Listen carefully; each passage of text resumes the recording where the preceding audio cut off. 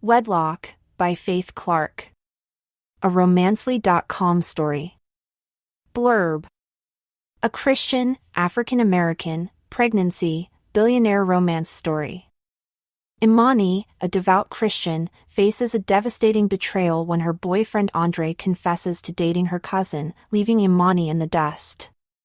Instead of planning her own nuptials, she's now forced to attend their wedding, drowning her sorrows in alcohol. As she awakens in an unfamiliar hotel room, a wave of regret and bewilderment washes over her, her mind racing to reconstruct the events of the previous night. In a whirlwind of events, she soon discovers she's expecting a child, setting her on a path filled with the disapproval of her deeply religious community. But fate takes an unexpected turn when Michael, the baby's father, reappears in her life. And Imani begins to entertain the possibility that things might have a chance to work out between them. But can she find the strength to open her heart to love again? Or will Michael walk away, leaving her to navigate the challenges of parenthood on her own? Discover now in this Christian romance novel by Faith Clark. Chapter 1. Congratulations, you may kiss the bride. Imani watched as Andre obeyed Pastor Jacob's instructions and bent his head to capture the lips of his new bride in a long kiss as the guests erupted in loud cheers.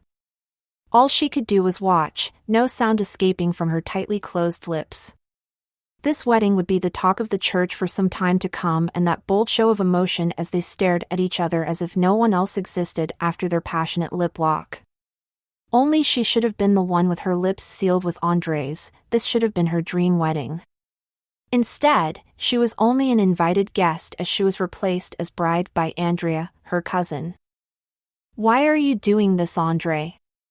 Imani asked as the tears streamed down her face in blackened streaks as the mascara she wore intermingled with the salty water running from her tear ducts.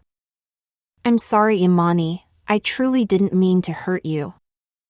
As she looked at him through glossy eyes, she could see the look of remorse that plagued his features, but it was not enough to have stopped him from making his revelation and effectively hurting her.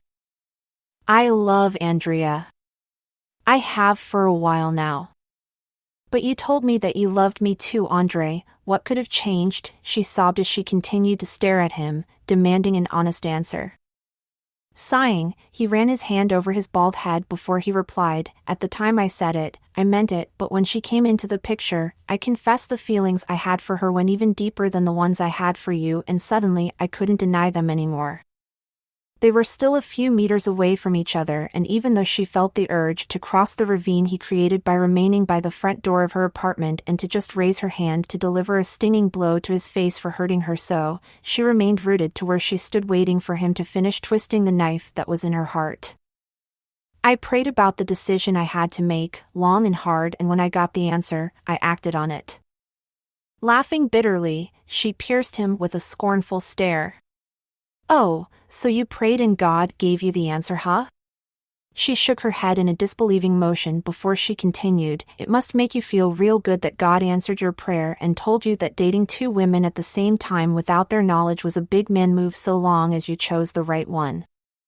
"Well," he said in a suspiciously guilty tone. It suddenly dawned on her, Andrea knew.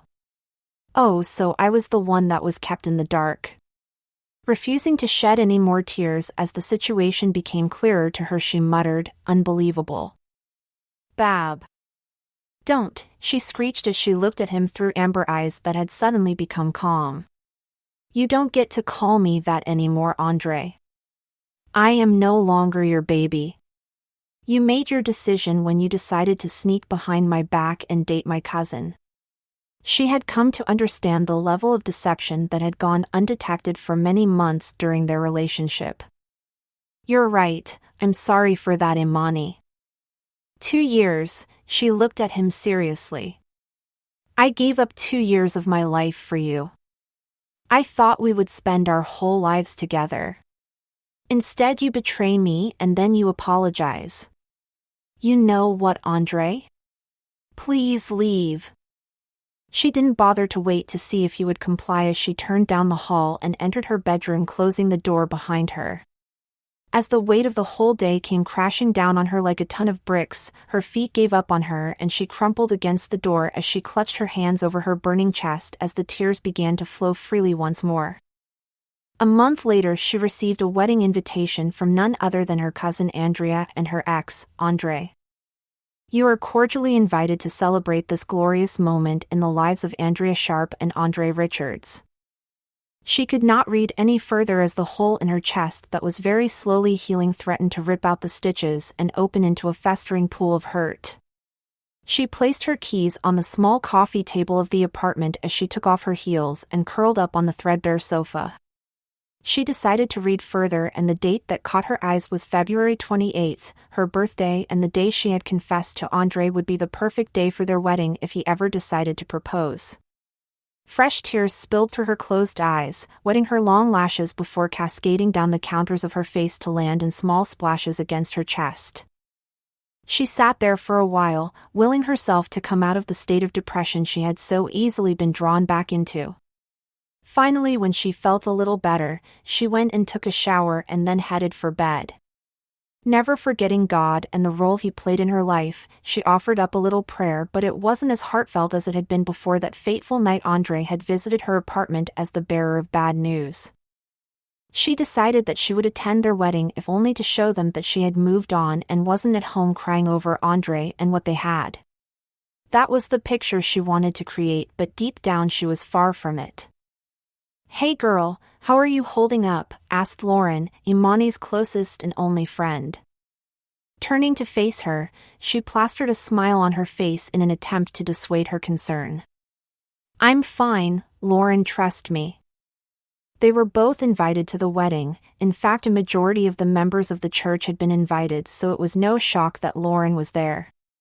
She never really warmed up to Andre the whole 2 years he and Imani were dating, but as a show of support for her friend, she decided to attend the wedding with her and support her through it. She had supported her throughout the 2 months after the breakup, and today was no different. Now, as they walked down the makeshift aisle behind the guests who were piling out of the church, Lauren reached across and held her hand, giving her a reassuring squeeze. "Keep strong, Mani," she implored Imani, using the affectionate nickname she had entitled her with. "Mr. Right is out there for you. Don't make one heartbreak," and their seeming happiness, she inclined her head towards the couple that stood before the stretch limo with the emboldened just married sign, smiling and waving to the crowd, "Keep you from finding him." This time she gave her friend a genuine smile before embracing her and thanking her for her encouraging words. "Good, now let's go eat up their food and drink up their bubbly and have a good time, girl. It's your birthday after all." Imani laughed heartily at her friend's touch of humor, happy for the subtle way she diverted her thoughts. "What are we waiting for? Let's go." Hand in hand they headed for Lauren's 2007 Honda Civic and made their way downtown to the banquet hall. "Why do they keep looking at me as if they expect me to break up the happy couple?" asked Imani as she sucked her teeth to show her irritation. Since arriving at the reception, the guests, mostly the church people, who knew her and Andre's history, kept side-eyeing her, especially as persons got up to toast the couple and offer their best wishes. Before the wedding, Andrea's mother, who was her uncle's wife, had visited her and in no uncertain terms told her that if she did anything to try and sabotage the wedding, she would regret it. "I mean, if I wanted to interrupt this happy festivity, don't you think I would have objected when the preacher asked for any objections? Girl, just let it go and don't pay them any mind. They're obviously just wondering why he would go for that," Lauren said discreetly, pointing to Andrea at the head table. When he had all of this, she finished, turning her attention back to Imani. Even though she knew Lauren meant it as a compliment to her, it didn't make her feel any better, and for the 5th time she waved over the waiter carrying the glasses filled with champagne and took one, downing the contents in one fluid motion. She replaced the empty glass to the tray and took another glass, placing it on her table. "Mani, slow down, you're gonna get drunk." "I think that is what I am aiming for," she professed, already buzzed and feeling much bolder than she had in a while from the effects of the alcohol in her system. "You know what?" she asked, getting to her feet in the process. "Let's give them something to talk about, Ignoring Lauren's alarm-sharp whisper for her to sit down, she took up her glass and raised it in the air as she projected her voice to get everyone's attention. "I'd like to make a toast to the beautiful couple sitting up there. Give them a round of applause," she commanded the audience, who clapped half-heartedly, concerned for what she had to say. "Trust me guys, you are picture perfect. I would not have been able to imagine this day if I was not invited." Her voice was free of accusation or resentment, and as such everyone started to relax until she said, "You know, I always imagined that I would have a wedding like this. It would be a spring wedding like this, of course, and on my birthday no less. I would be eating my wedding cake and stealing it out of my husband's mouth while he lovingly allows it." But alas, it was not to be. Turning to face the guests in their seats, she continued, "Instead, I get to wish my loving cousin Andrea and my ex Andre a happy marriage and future together on my birthday." No one said anything, as if in shock at her statement. To the happy couple, she reiterated before raising the glass to her lips and finishing its content in one gulp. It had felt good getting it all off her chest, but suddenly she felt uneasy. She placed the glass on the table and headed for outside. Lauren rushed after her, but she assured her that she just needed some time to clear her head. Reluctantly, she allowed her to go, heading back inside. As Imani stood outside wondering where to go from here, she couldn't help the ever-present tears that threatened to run from her damp eyes. She couldn't understand what could have happened to have caused her life to spiral into the chaotic state that it was currently in. She didn't want to blame God for her misfortunes, but it felt as if he had deliberately stepped down and disrupted her life that was progressing so well. Brushing away the few stray tears that had escaped, she took off down the sidewalk with no clear destination in mind. She just needed to get her mind off of everything. What is a beautiful young woman doing walking alone on a night like this? Imani jumped at the sudden deep baritone voice that had invaded her thoughts and effectively drew her from the confines of her freedom and thinking of nothing. Turning her head towards the voice, she noticed a well-dressed mocha-colored gentleman standing beside a town car. He seemed young, but the dim street lights made it difficult for her to determine whether or not her assumptions were right. She really didn't have the time to be harassed by some stranger who she assumed was only feeling her out.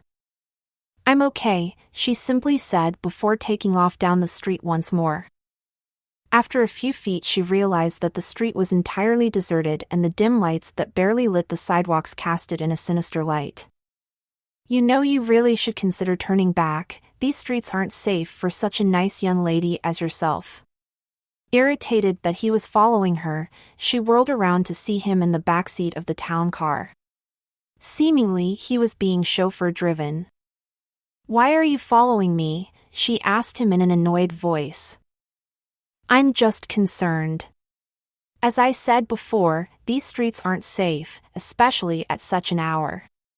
When she didn't respond, he continued, "I can take you where you want to go. No funny business, trust me."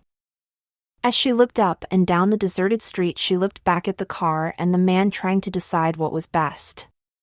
Something in her gut told her if she continued on the path she had taken, she would end up in serious problems, and on the other hand, it told her that she could trust this man. In the end, she decided to go with him, and a man in a suit alighted from the front to open the door for her to get in. "Where are you headed?" he asked as soon as she was properly situated in the car. "Nowhere in particular, I just needed to clear my head," she answered honestly. She didn't know what it was about this man that she could barely see in the dim lighting of the car that impelled her honesty. Maybe it was his deep baritone voice that flowed as thick as honey and caressed her eardrums before ultimately creating an aura of tranquility, settling her frazzled mind, or maybe it was the freedom she felt talking to someone who didn't know her and was unrelated to her world of chaos. "I know a place you could do that if you would let me," he offered. Throwing caution to the wind, she took him up on his offer. "Sure. Why not?" "Good," he replied before turning his head to the front of the car. "Mark, please take us to the Wyndham," he instructed the driver. "Wyndham?" she asked incredulously as she rounded on him. "Yeah," he affirmed. That's where I'm staying. I thought you would enjoy a nice meal and good company in their restaurant. To this she said nothing, still bugged by the fact that this man seemed to be way out of her league. For the remainder of the drive they remained relatively silent, each wrapped up in their own thoughts, and she was happy for the time offered to analyze her actions. Apparently the man was loaded if he could afford to take her to the Wyndham, and the fact that he had a driver. It could also be that he was only fronting, trying to impress a poor unsuspecting female, or the other alternative could be that he was on a business trip and all of the extravagance was paid for by a company card. In any event, she just needed some time to unwind, and having company wasn't unwelcomed, especially if he was paying. "Good evening, Mr. Frey. Table for two?" asked the female manning the appointment desk. "Yes, thank you," said the handsome man, who had his hand at the small of her back, sending a soothing warmth throughout the area. As soon as they had been escorted from the town car, a bellhop readily opened the door for them and acknowledged the man whose name she hadn't even gotten. When they stepped into the fully lighted lobby area, her breath caught in her throat. The man was handsome beyond her wildest imaginings. His rich dark chocolate complexion was smooth and unblemished, reminding her of how she liked her coffee, a rich black, no milk. His angular face housed his deep-set onyx eyes that were currently turned on her and gleamed like fine polished stones. His nose was a straight line that led to flared nostrils, and his lips were full. His muscular build was unmistakable under his tailored suit that seemed to have been custom-made based on the close fit. He was very tall as well, towering over her 5 feet 6 inch frame. She reckoned he was at least 6 feet 2 inch. His dark low-cut hair was wavy and her hands hitched to run through it to feel its texture. As if oblivious to her presence, the receptionist returned an equally radiant smile before leading them to a table closer to the back of the room. It offered some privacy, and for that Imani was grateful. "Your server will be with you shortly, Mr. Frey. In the meantime, you can look over the menu and prepare to order. If there is anything else you would like, just let me know." She maintained the bright smile on her lips since their arrival, although it was only directed at her companion. Imani had the distinct feeling that the woman was flirting with him, which caused her to automatically roll her eyes. After leaving their table and sashaying her way back to her post, Imani could not help the sigh of annoyance that escaped her lips. At this he turned towards her, raising a smooth arched eyebrow at her. "Is there something wrong?" he asked. "Nothing in particular.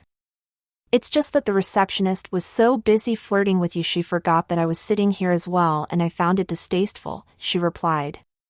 At this he let out a deep chortle that reverberated through his chest. The sound sent shivers down her spine. "Don't worry, I've only got my eyes on one woman tonight." At his reply she felt a warmth travel up her neck and spread across her cheeks. Luckily it was not easily seen thanks to her caramel complexion. Still she held her head down as her straightened hair fell around her face, creating a barrier on either side. She then proceeded to lift the menu to read it and effectively blocked his view of her face. "So have you thought about what you would like to order, miss?" "Imani," she replied simply. "That's a nice rich name for an African queen," he spoke, looking into her honey brown colored eyes. Again his words caused her to blush, but deflecting it she asked, "And your name, mister?" "Michael Frey," he said, his rich voice caressing the words as they rolled off his lips. "Well, nice to meet you, Michael," she replied as a tentative smile graced her lips before blossoming into a full-blown one. She just couldn't help the muscles in her face. "You have a beautiful smile. It brings out your beautiful brown eyes." "Thank you," she replied, the smile still etched on her features made even brighter by his compliment. "So Imani, want to talk about what upset you earlier to make you want to walk alone on the lonely New York streets?" His words brought her back to the reality that she had indeed been running from the mess her life had become.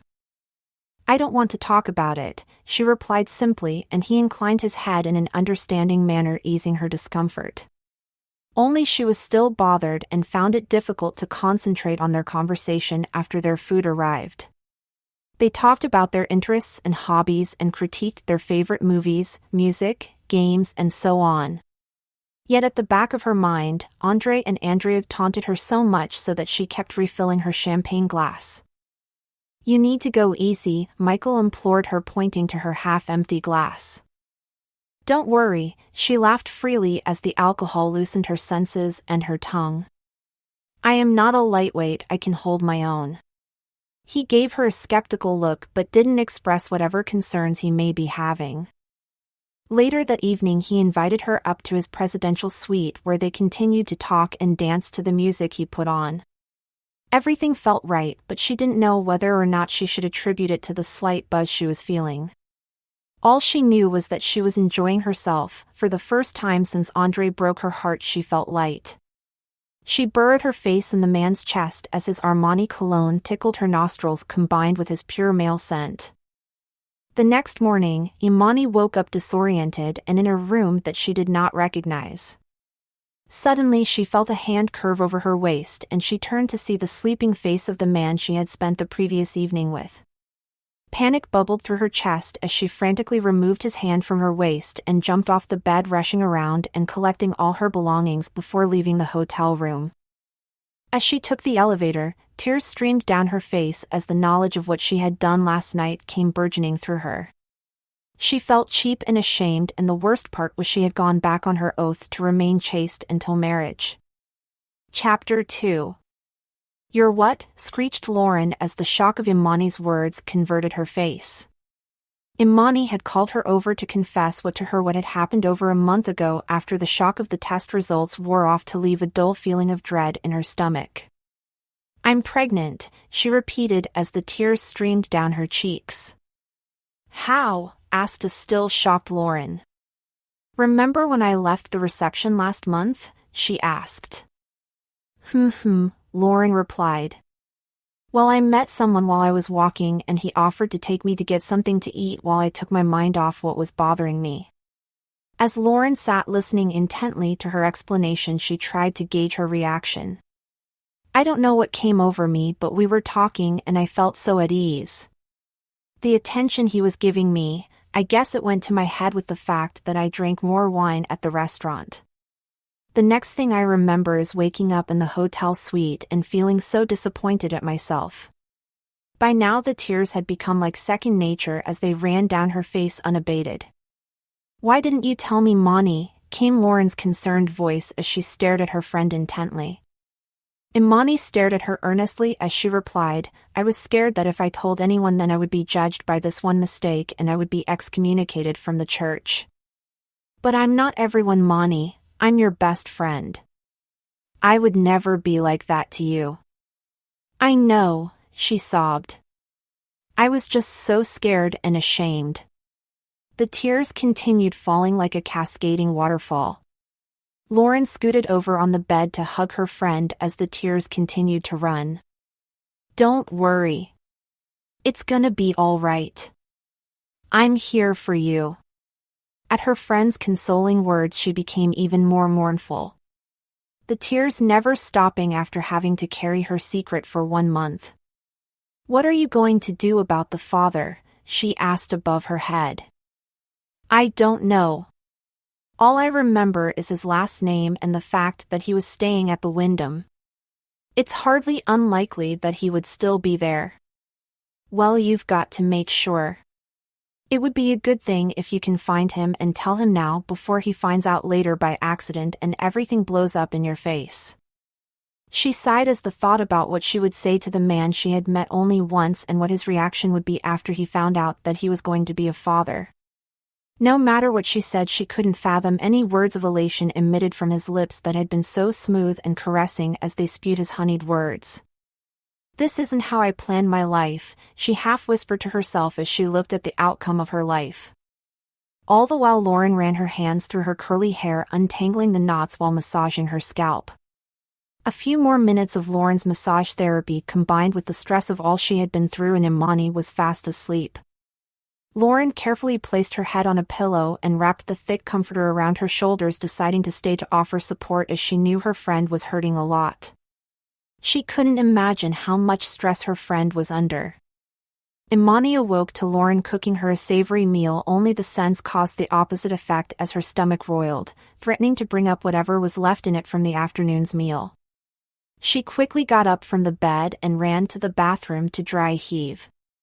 She then rinsed her mouth and went to the kitchen. "Hey. You hungry?" "Yes, but I can't eat that," she said, eyeing the plate of shrimp pasta. "It's making me nauseous," she further offered to save Lauren the trouble of asking why.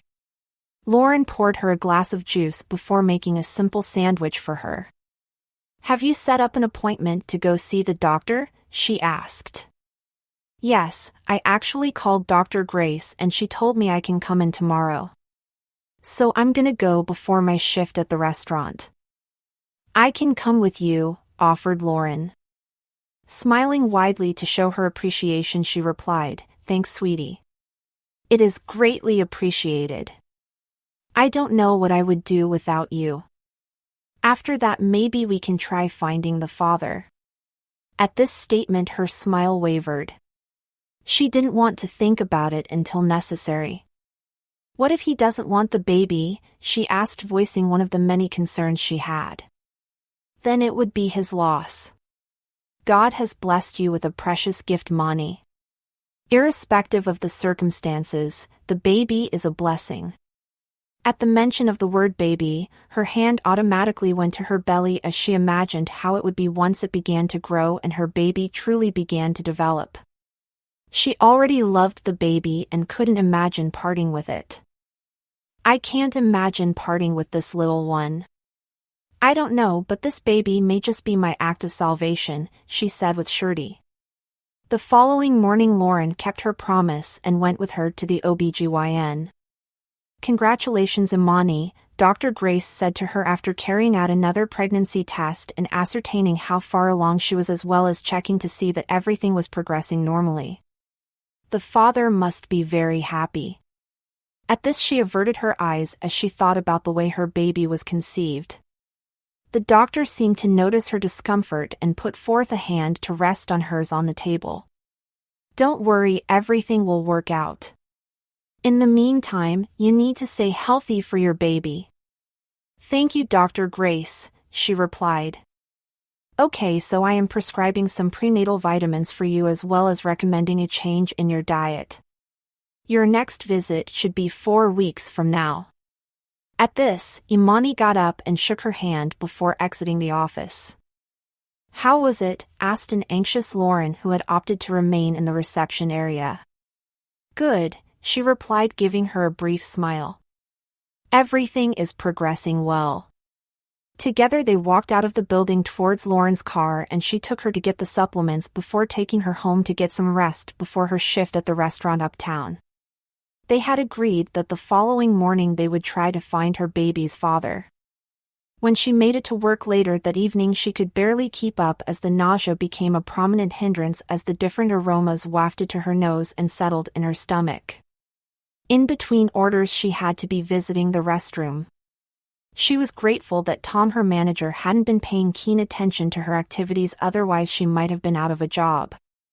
She decided to call her doctor to see if she could get something to help with the nausea. Imani heard the ringing of her doorbell but felt too exhausted to get up. The persistence of the person resulted in them beating down her door and effectively causing her to get out of bed to go answer it. "Girl, I thought something happened to you.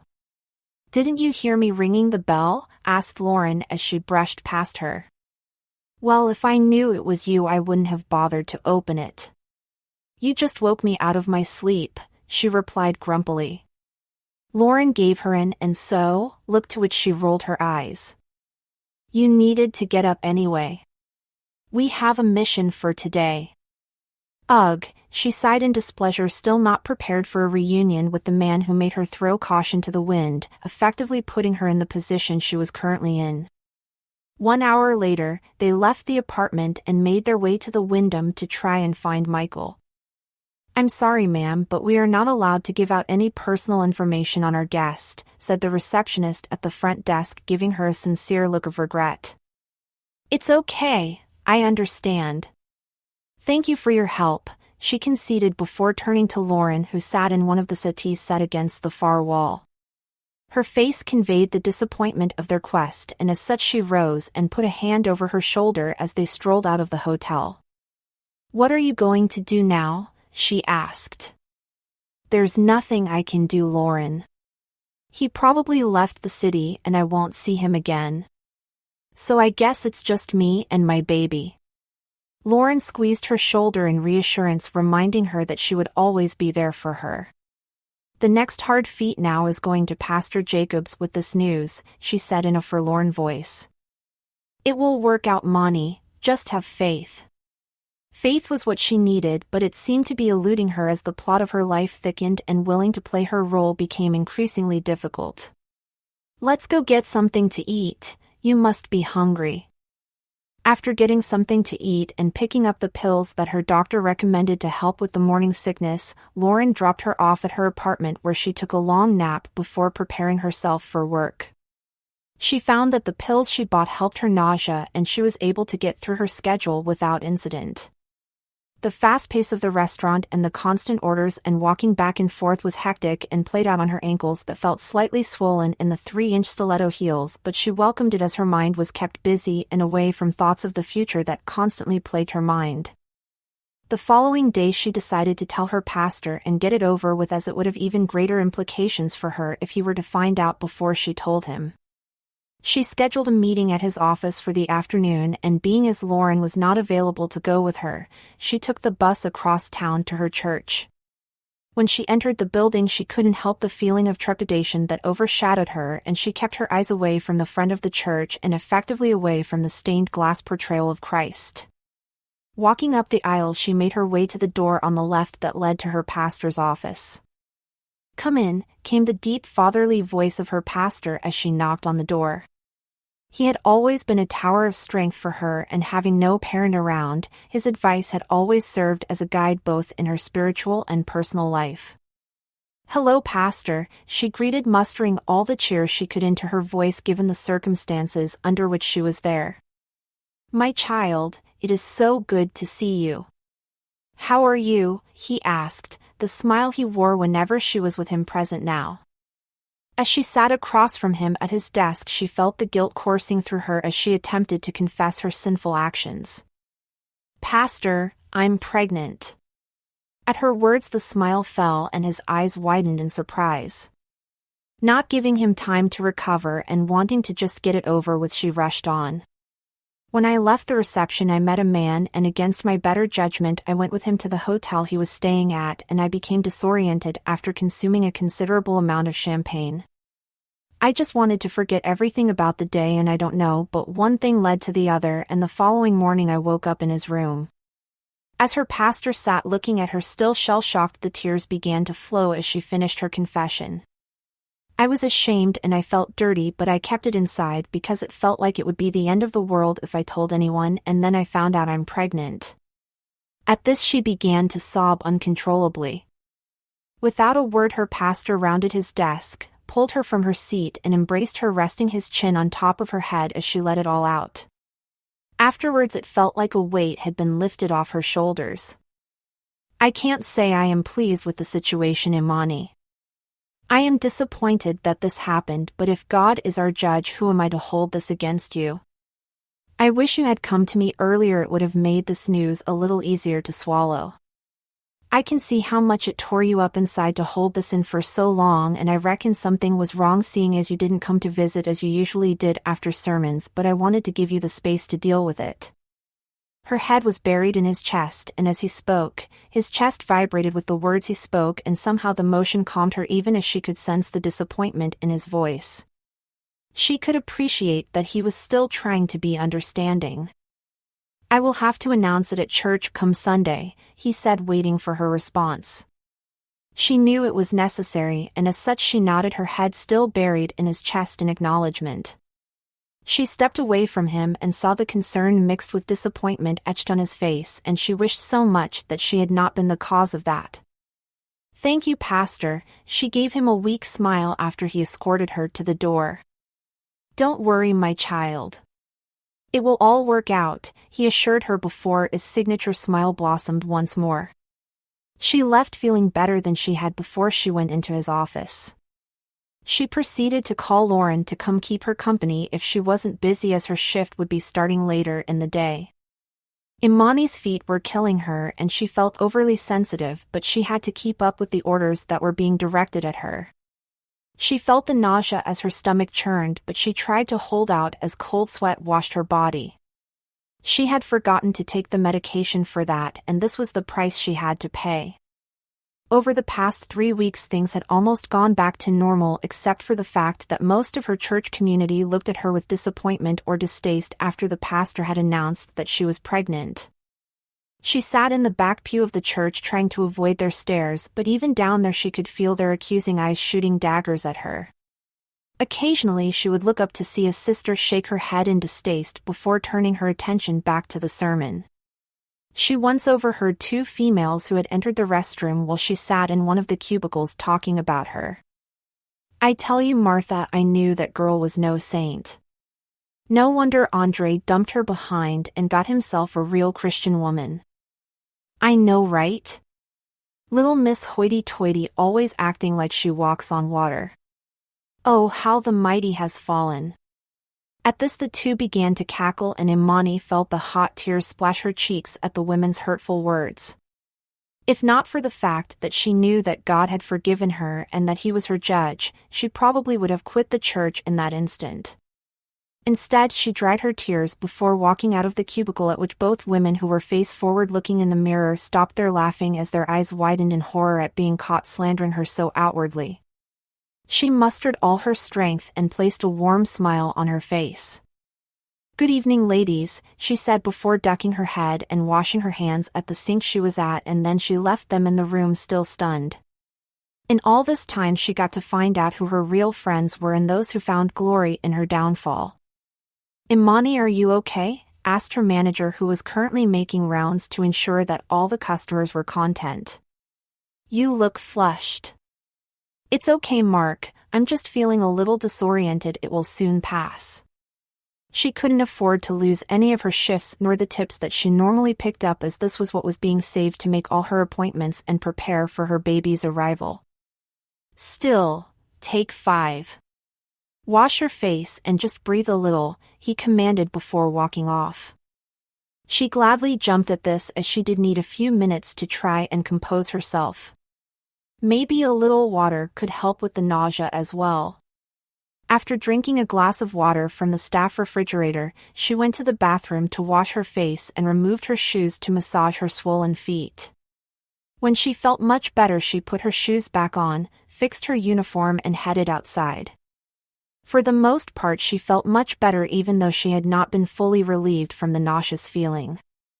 The tips were coming in, and that pushed her to keep her mind off how she felt as she worked harder. Perhaps she would be able to start paying down on the nice little crib she saw in the baby store and the stroller as well. Not knowing the sex of the baby meant she could not start buying baby clothes, which was the least. "Imani," Mark motioned to her, and she made her way over to him where he stood at the bar area. "Yes, Mark? There is a very important group of men sitting in the VIP lounge area. I need you to serve them."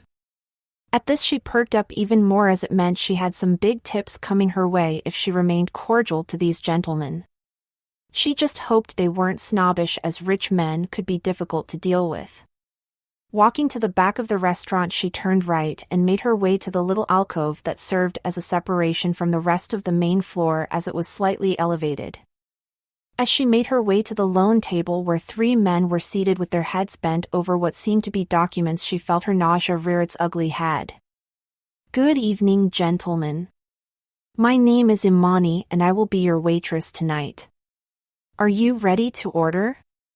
At this 2 of the men raised their heads to look in her direction with pleasant curiosity, as the one she stood closest to still had his head bowed.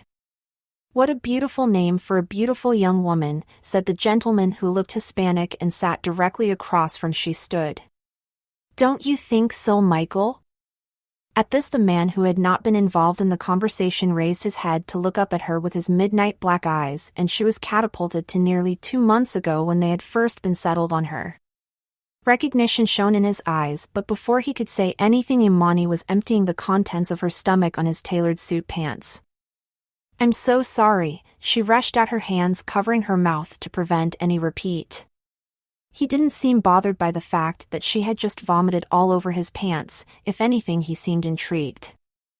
"I suppose this is the treatment I should expect considering the way you ran out on me." His voice was light, but she could sense the slight hurt that was laced in. She desperately tried to clean his pants, but he held her arm firmly, stopping her motion and forcing her to look into his eyes. "I'm pregnant," she blurted, as if compelled by his intense stare to tell the truth. His eyes narrowed as he processed her words. "It's yours," she finished feebly, and he immediately released her arm as his nostrils flared and his stare became deadly.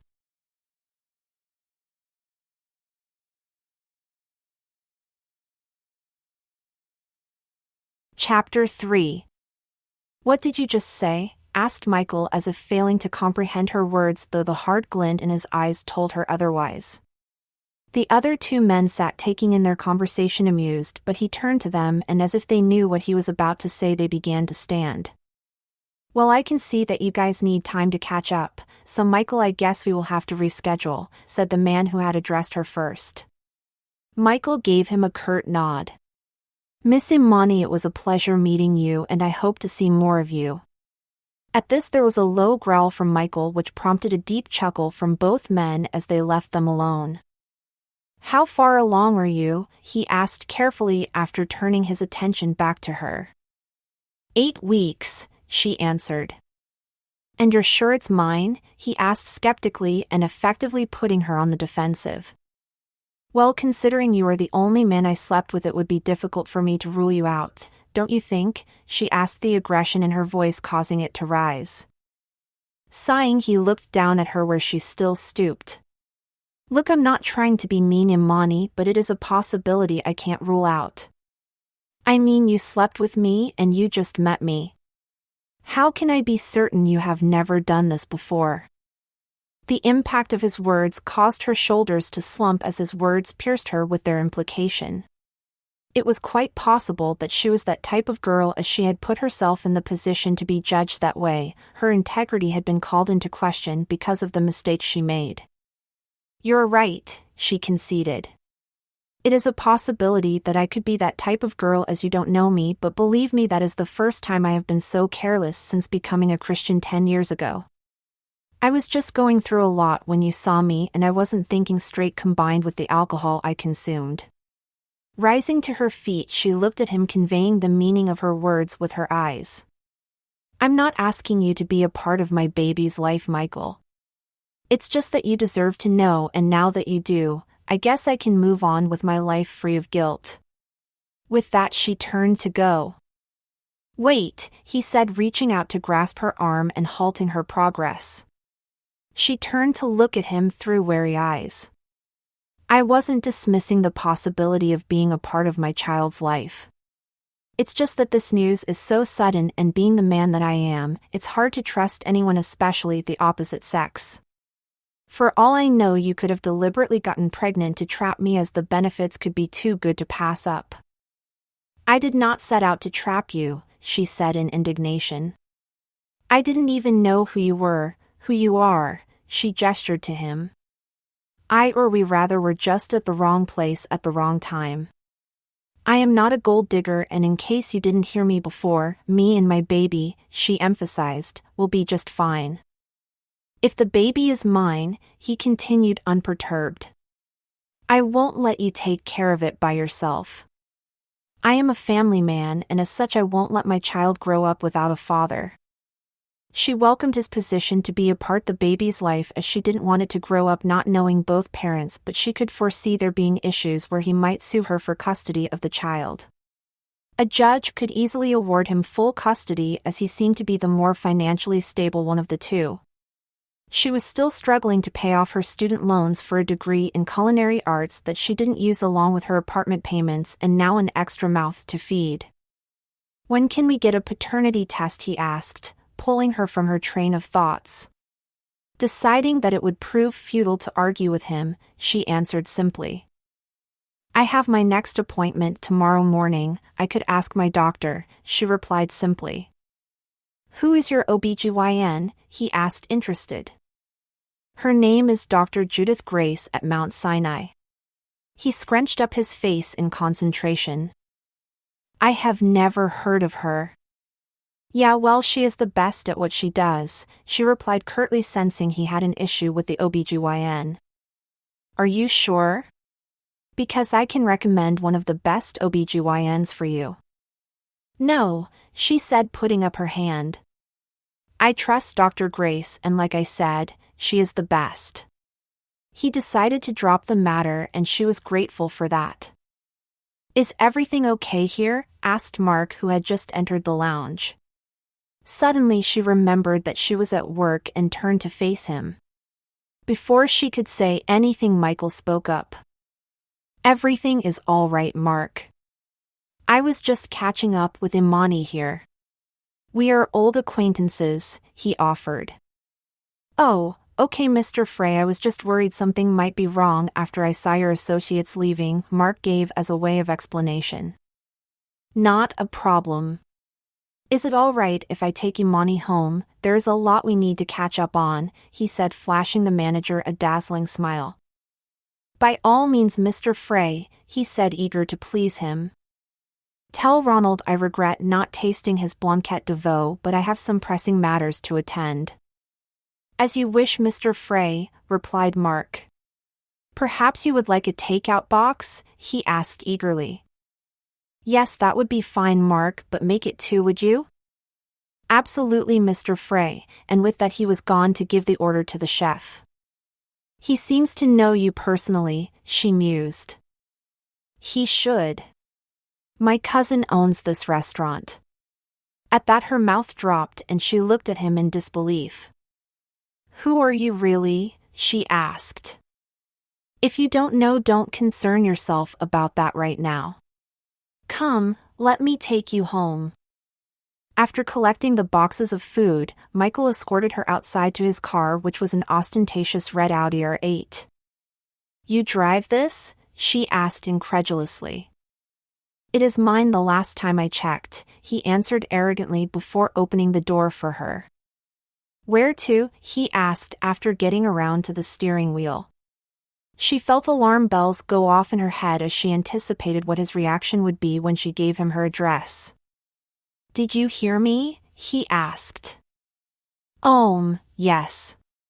It's 200 East 161st Street, she replied before staring out the window. You live in the Bronx? He asked, surprised, causing her to whip her head in his direction as her defenses went up. Yeah. And? She asked defensively. He shrugged before turning his head to the road and driving off. For the duration of the drive neither spoke, but the thoughts in Imani's head were pretty loud.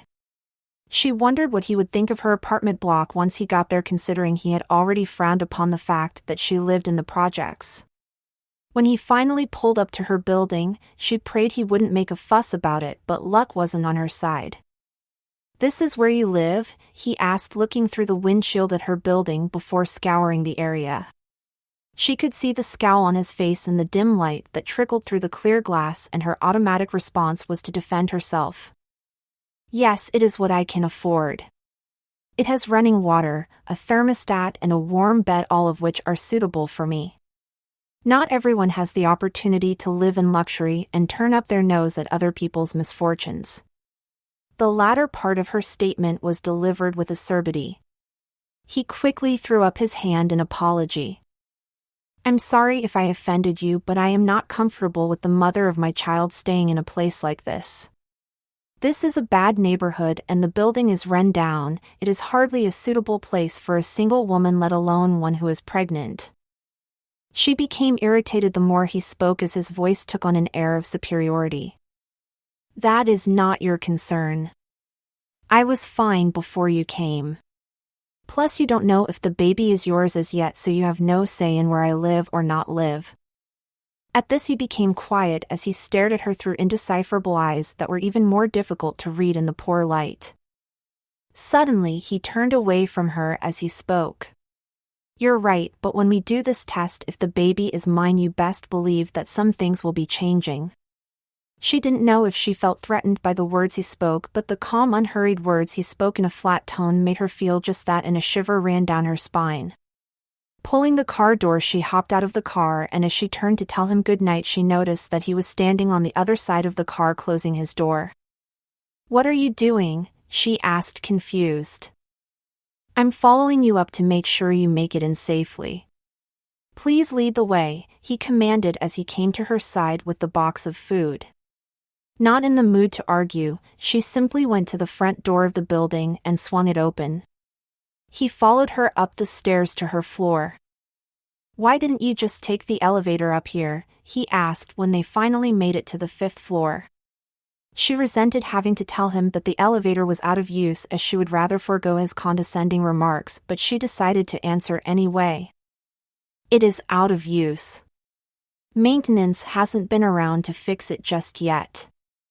To this he offered a simple "oh," which surprised her that he had not taken it as an opportunity to once again criticize where she lived. "Well, this is me," she said simply as they stopped before her door. Unthinking, she turned and asked him, "Would you like to come in for a drink maybe?" He simply shook his head no before saying, "I will take you up on it some other time. I have to go now, and I'll see you." At that he turned back down the hall and made his way to the stairs. She chided herself for her misjudged comment, as it could be possible that he had read it the wrong way and thought she was inviting him inside for a repeat of the last time. After taking a shower and settling comfortably on the couch to watch TV, she decided to call Lauren. "Hey girl, how are you?" asked Lauren as soon as she picked up the phone, as if she was anticipating the call. "Apart from the fact that I met my baby's daddy, he took me home and asked for a paternity test, I think I am quite fine." "For real?" she asked, taking more interest in the conversation. "Yup, apparently he's some big shot. You know, he accused me of trying to trap him." "What?" Lauren asked, riled up. She could always count on her to have her back, and so it was no surprise that her reaction matched the one she had sported a few hours ago. "Well, not in so many words, but I would have to be very dense not to understand that he thinks of me as a gold digger, so I had to put him in his place. Told him me and my baby would be fine without him, and then he decides to go all paternal on me about how his baby will not grow up without a father, and if it happens to be his, a lot of things are gonna have to change." At the end of her statement, she couldn't help sucking her teeth and she rolling her eyes as she remembered his statement after dropping her off at the apartment. "So what do you think he means?" asked Lauren, who had reverted to just being curious of the outcome of her interaction with Michael. "I don't know, but if he thinks he's gonna take my baby from me, he's got another thing coming." "I hear you, girl.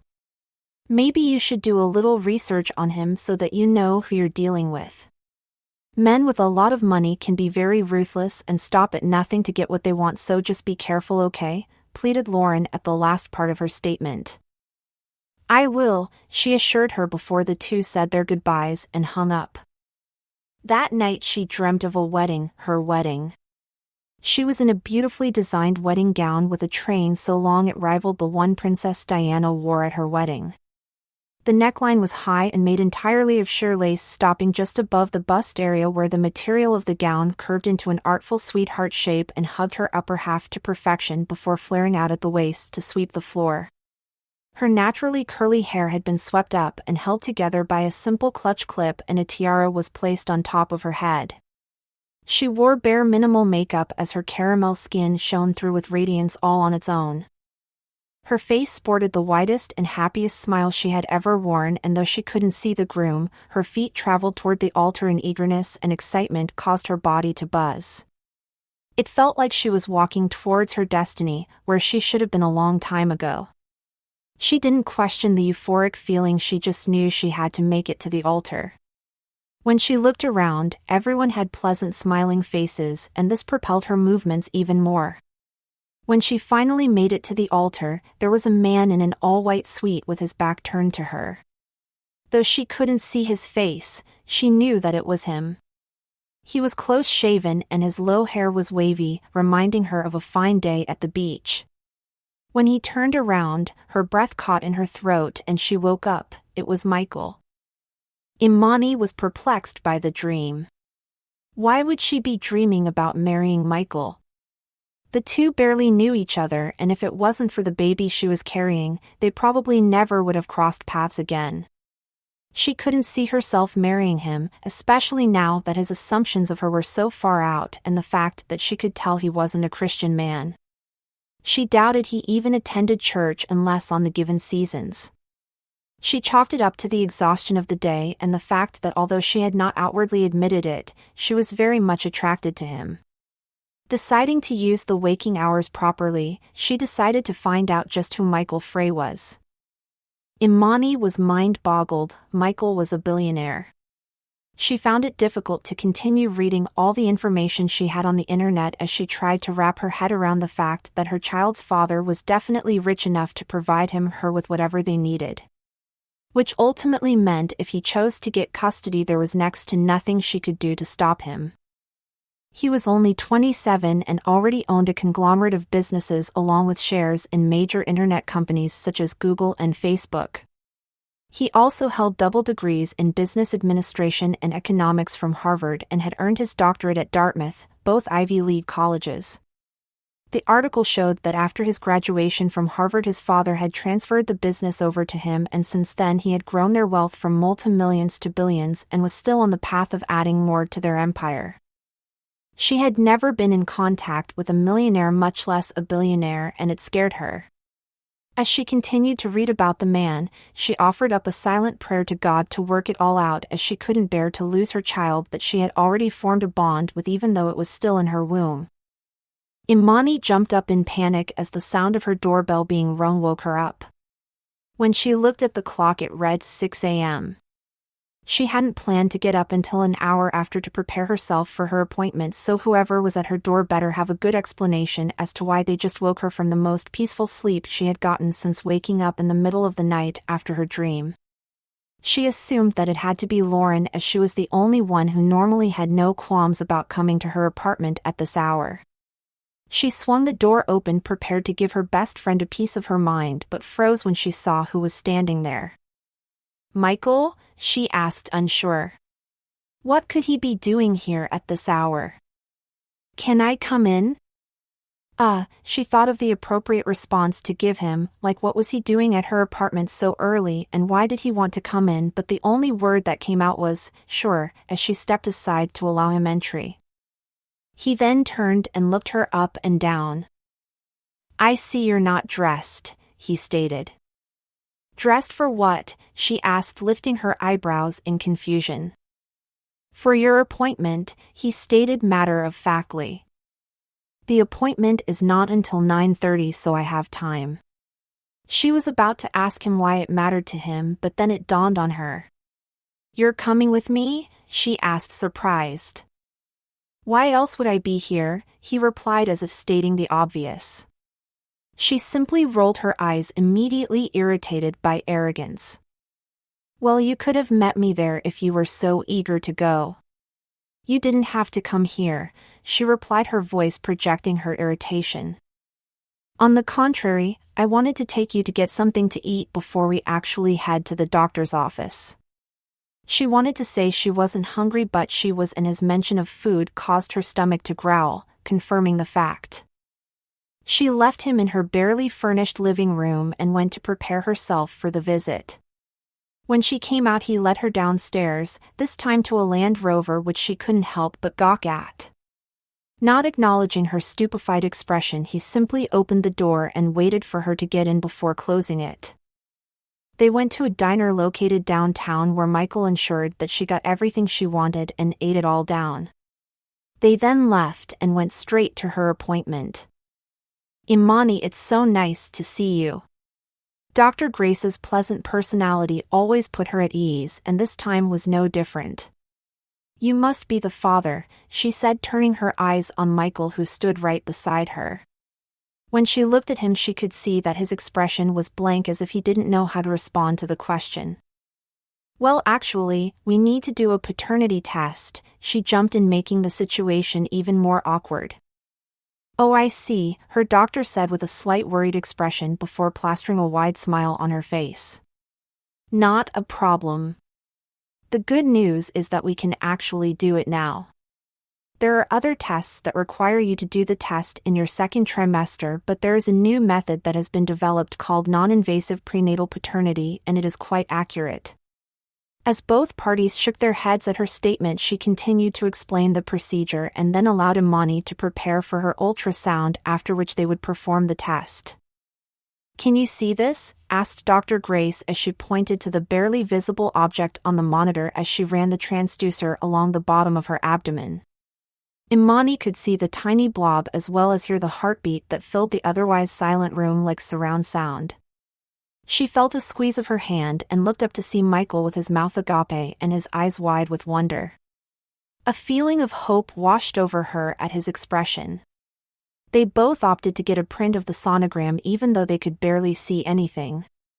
Imani wanted to use it to mark the journey of her little one. After the ultrasound, Dr. Grace took blood samples from both her and Michael, telling them that the results would be available in 3 days. So, she started in nervousness but was interrupted by Michael. If the baby is mine, you will have to marry me. Chapter 4. Imani turned her gaze towards the man who had just uttered the words, "Marry me." "Excuse me?" she asked, piqued at the fact that he left no room for negotiation as per his statement. Michael turned his full black eyes on her, his jaw set in determination as he repeated, "I said if the baby is mine then you will have to marry me, otherwise I will sue you for custody as soon as it is born." Her worst nightmare had been realized. "I want my child to have the same opportunities one had growing up in a home where both his parents are present. I will not tolerate a shared custody lifestyle. If you are unwilling, then I will take him from you and marry someone else. It is as simple as that." "You're forcing me to marry you?" she asked incredulously.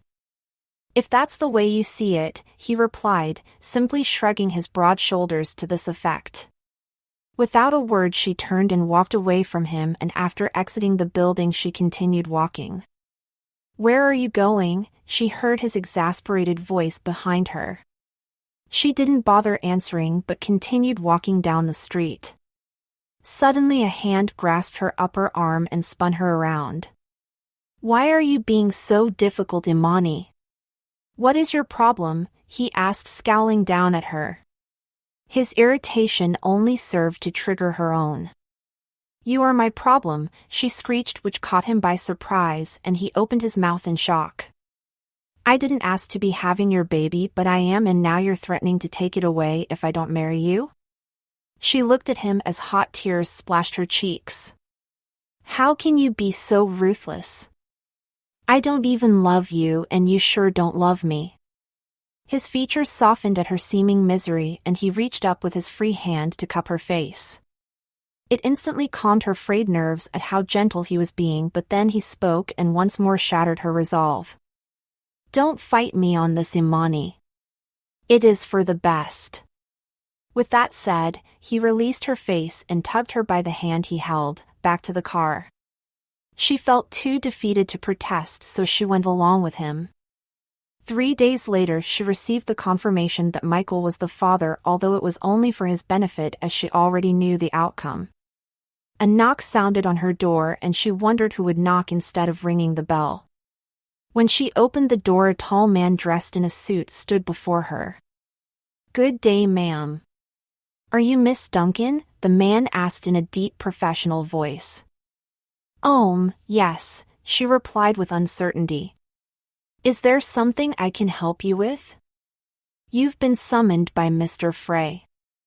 "I am here to take you to him," the man replied as he stood at her door like a stiff board. She wanted to tell the man to tell Michael that he couldn't order her to do anything, but thought against it as she didn't want to irritate him for the sake of her child. She had decided to go through with the marriage to ensure that she remained a part of her child's life after she was born. As such, she reckoned that he wanted to talk about the details of their wedding, which would be taking place less than a week from now. He had explained to her that it would be expedient of him to introduce her to the business world as his wife before she started to show, hence the rushed wedding. She had said nothing, only sat and listened while he drove her home, and when he dropped her at her apartment he placed a chaste kiss on her forehead that left a lingering heat there and caused her cheeks to flame. She couldn't deny the fact that she was attracted to him, and the kind gestures that he made towards her over the couple of days they waited for the results had caused her to warm up to him. She only prayed that over time they would grow to love each other, as she couldn't fathom being in a loveless marriage for the rest of her life. "Hi," he said as soon as she was escorted from the large foyer and carried to the sitting room of his palatial mansion. There was a broad smile on his face as he greeted her, and she wondered if he was gloating at having gotten his way. In any case, the smile he sported still caused her heart to skip a beat, but she tried to mask it by playing cool. "I see you wasted no time in summoning me. Couldn't wait to claim your prize?" she asked in a flat voice, her expression impassive. The smile immediately left his face to be replaced by an inscrutable expression. "Are you a prize to be claimed?" he asked carefully. "You tell me," she countered, her expression matching his. Instead of answering her, he sat down and gestured for her to do the same. "Have a seat." She wanted to resist him, but she was much too exhausted to even try. When she complied, he began to speak. "A wedding planner will be here in the next hour, also some designer gowns will be delivered for you to choose from, and the catering company will also be here. I understand you have a degree in culinary arts, so you shouldn't have a problem choosing an appropriate menu. Also, your belongings will be moved here by the end of the week, and I have set up a stylist for you to help you with your wardrobe choices." She couldn't say anything, so she just sat and listened. It was as if he had already known the baby was his and had set everything in order for a smooth transition by the end of the week. "You can invite your friends to the wedding, I have no problem with that, but my parents will be here as well as business associates, so please ensure they are on their best behavior." "You make it sound as if my friends are uncivilized," she protested. "Just because we aren't as rich as you or run in the same circles does not mean they wouldn't know how to conduct themselves," she defended. "My apologies," was all he offered before continuing. "We will be having dinner with my parents on Wednesday, they're flying in early so that they can meet you." More like judge me, she thought wryly. "Oh, I have paid off your student loan and placed money into your bank and checking account. As soon as we are married, I will have a credit card fashioned for you." "I didn't ask you to do that," she jumped up in anger. "I don't need your money, Michael. I can take care of my own bills." Sighing, he too rose from his seat that was across from hers. "I gather that you are independent Imani, but you will be my wife, and as such, you are a reflection of me. Everything I do is scrutinized, and since you will be my wife, the same thing goes for you. Just consider it as a necessity then." His words caused her to withdraw within herself as the implications of what she was getting herself into became more apparent.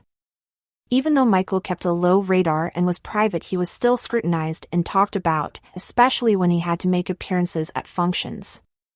With her becoming his wife, she would definitely come under the same umbrella. The mere thought caused apprehension.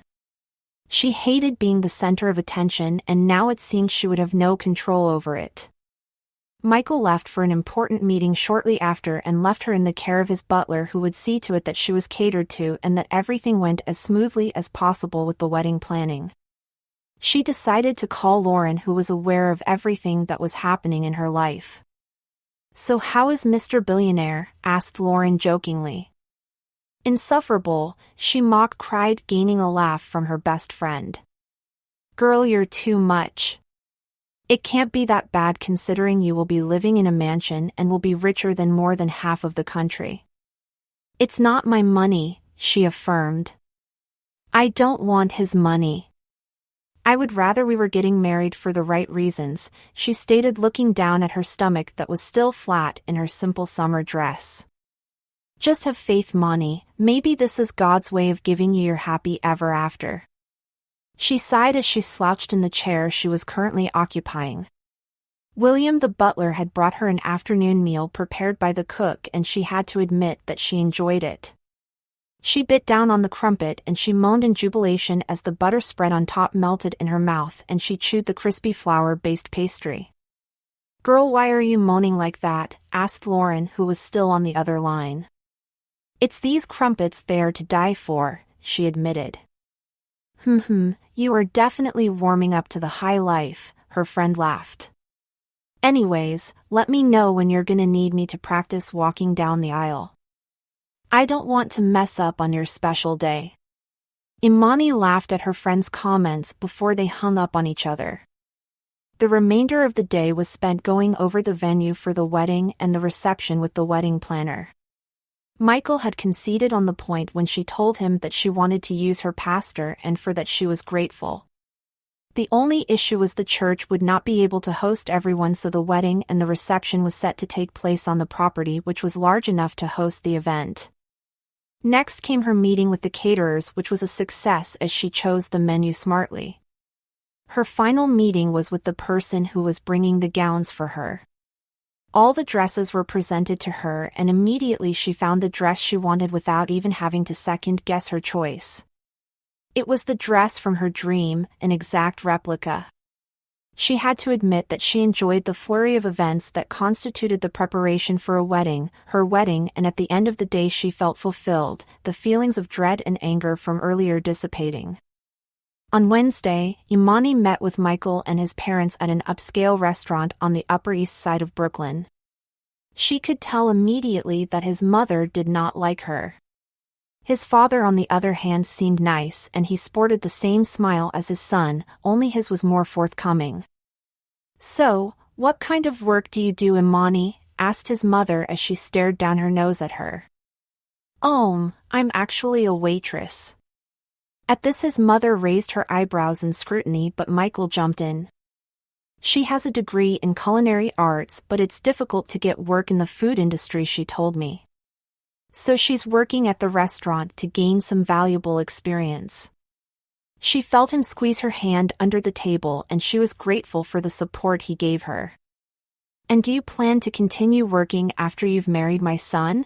she asked, unperturbed. She didn't know how to answer the question, as either answer she gave would give the woman ammunition to debase her character. Again Michael jumped in. "Mother, you know the answer to that. She will not be working as a waitress as my wife." She could hear the irritation in his voice as well as sense his annoyance as it projected from his body in waves around the table. Still unwavering, she turned her attention to Imani. "Are you pregnant?" she asked, her eyes piercing into her, daring her to deny it. "All right, sweetie, we came here to eat." "Stop harassing the young lady and let's eat," came her savior's voice. She gave the man a grateful smile, to which she received a secretive wink and a smile. "I'm just curious, that's all," she defended before turning her attention to the food placed before her. For the remainder of the meal the conversation stayed in safe waters, though she could tell that Mrs. Frey still resented the fact that she had not gotten an answer to her question, and on numerous occasions when Imani threw furtive glances her way she could see the woman's eyes narrow at her as she fixed her with a condescending stare. Michael dropped them off at the hotel they opted to stay at before taking her home.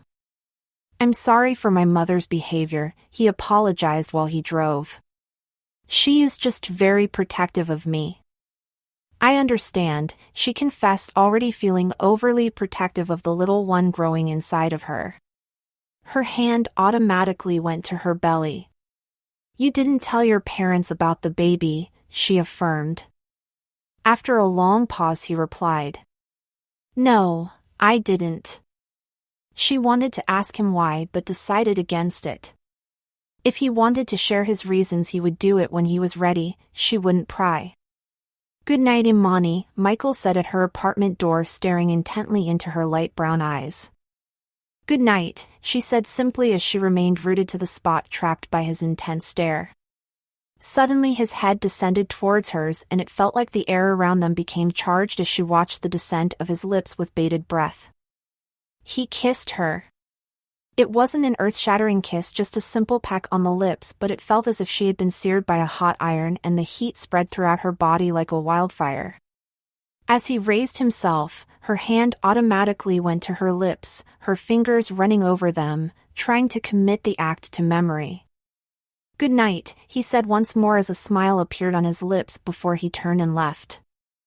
That night she dreamed of him again, but this time there was a child in the picture and they were on a beach playing in the sand.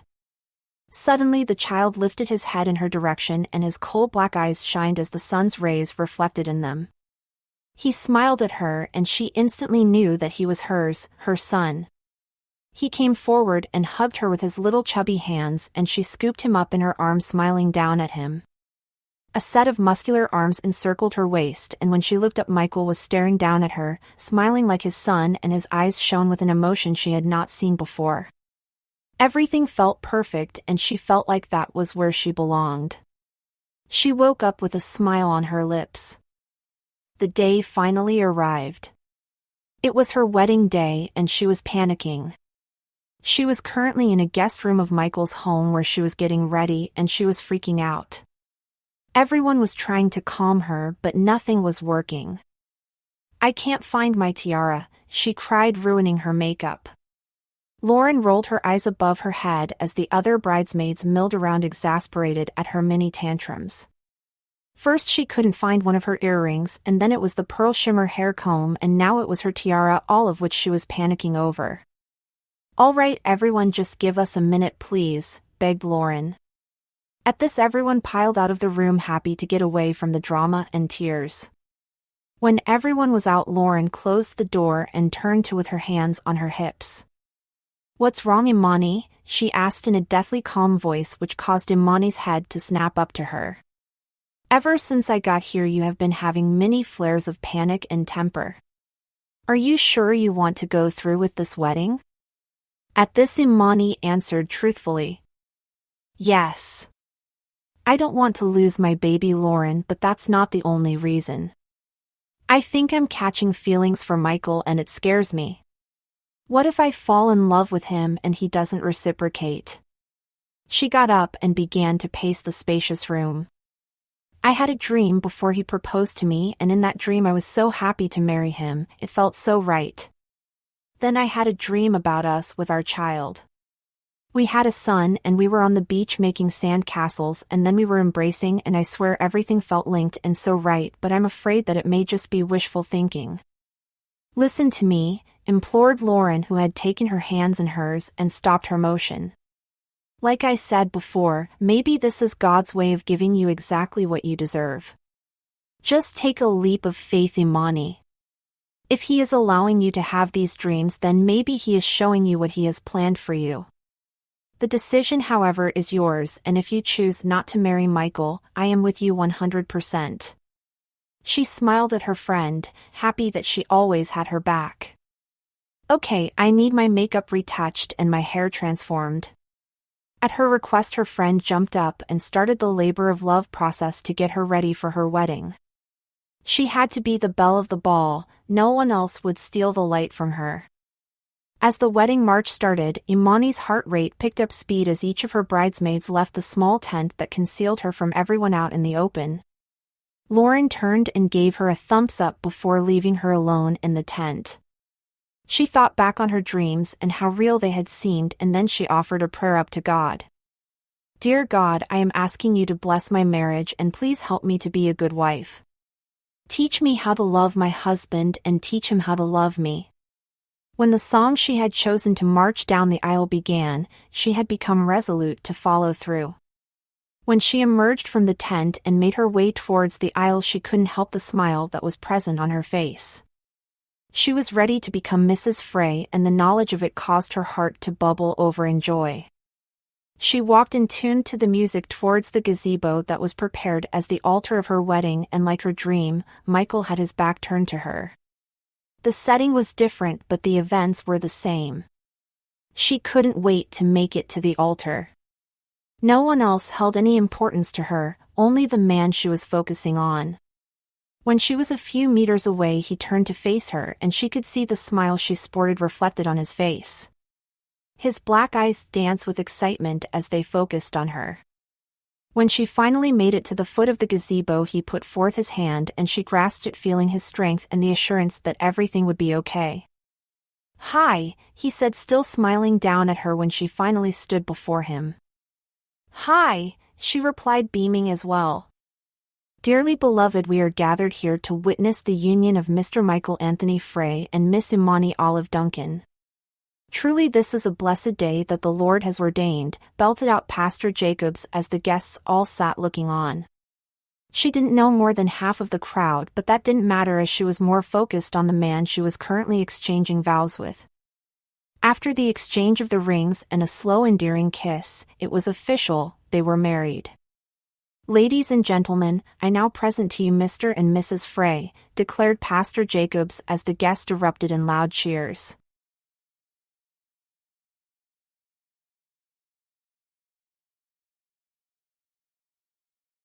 Chapter 5.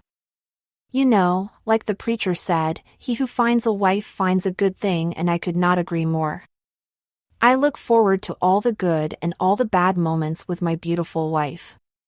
Michael looked lovingly at her as he delivered his speech, and she could not help the blissful state she was in. Her cheeks flushed and the wide smile on her face were evidence of this. "To you, Imani," he said as he raised his glass. Although he had not expressed any emotions towards her, she could tell that he was sincere in his speech of looking forward to the time they had together, and in her heart of hearts she prayed it would be as she had vowed, till death do us part. After everyone that was able to express their heartfelt congratulations, it was time for their first dance. Michael led her to the dance floor and molded her to his body as the crooning voice of Nat King Cole came over the speakers singing her favorite song, "When I Fall in Love." She stared into his gleaming eyes that shone with an emotion she could not decipher, as if hypnotized by them. She was so engrossed in their dance, and the way his hands resting at the small of her back was making her feel that she had not realized that the music had stopped until the applause cut into their reverie. As she pulled away from him, he held her hand, interlocking their fingers and sending a jolt of electricity up her arm. She noticed Lauren winking at her as they made their way back to the head table, and her already flaming cheeks seemed to get even hotter. Any more PDA and she would probably burst into flames. She was on edge for the remainder of the evening as she anticipated their departure and subsequent honeymoon. He had planned the trip but had not told her where they would be heading. All she knew was that they would be taking his personal jet. "Where are we going?" she asked for the umpteenth time after they left the party in a stretch limo. "I told you, it's a surprise. You will just have to wait and see." At this she harumphed, not at all pleased that she was still in the dark about their destination. With a pout she turned and looked out the window as unsuspecting tears ran down her cheeks. "Hey, why are you crying?" came Michael's concerned voice just above her ears as he bent over her. When she didn't answer and the tears began to flow even harder, he pulled her into his lap, kissing her temple and whispering soft comforting words. "I promise you'll like it, I just wanted it to be a surprise." "Please don't cry," he pleaded, trying to defuse the situation. "I don't know what's happening to me," she confessed. "I get so emotionally worked up over nothing, it feels weird. I read that a woman's hormone levels rise during pregnancy and can heighten their emotions. Maybe that's what is happening to you," he offered. "Maybe," she agreed. "Just get some sleep, okay? Today must have been exhausting for you and the baby." She nodded her head that was still buried in his chest, and as he raised his hand to run through her curls and over her scalp, she felt at peace, and in no time she fell asleep. She woke up when he lifted her from the limo and brought her up the steps of the waiting plane, but she instantly fell back asleep as he placed her on the huge king-sized bed in the master cabin of the plane. She woke up later to find herself trapped against a warm body as a firm hand that showed the owner's corded muscles held her in place. She realized that it was Michael. She was wrapped in the signature Armani cologne along with his own male musk that swarmed her senses and created an alluring aura. She couldn't help the smile that crossed her lips, and she ran her hand over the fine hairs on his arm, reveling in their softness.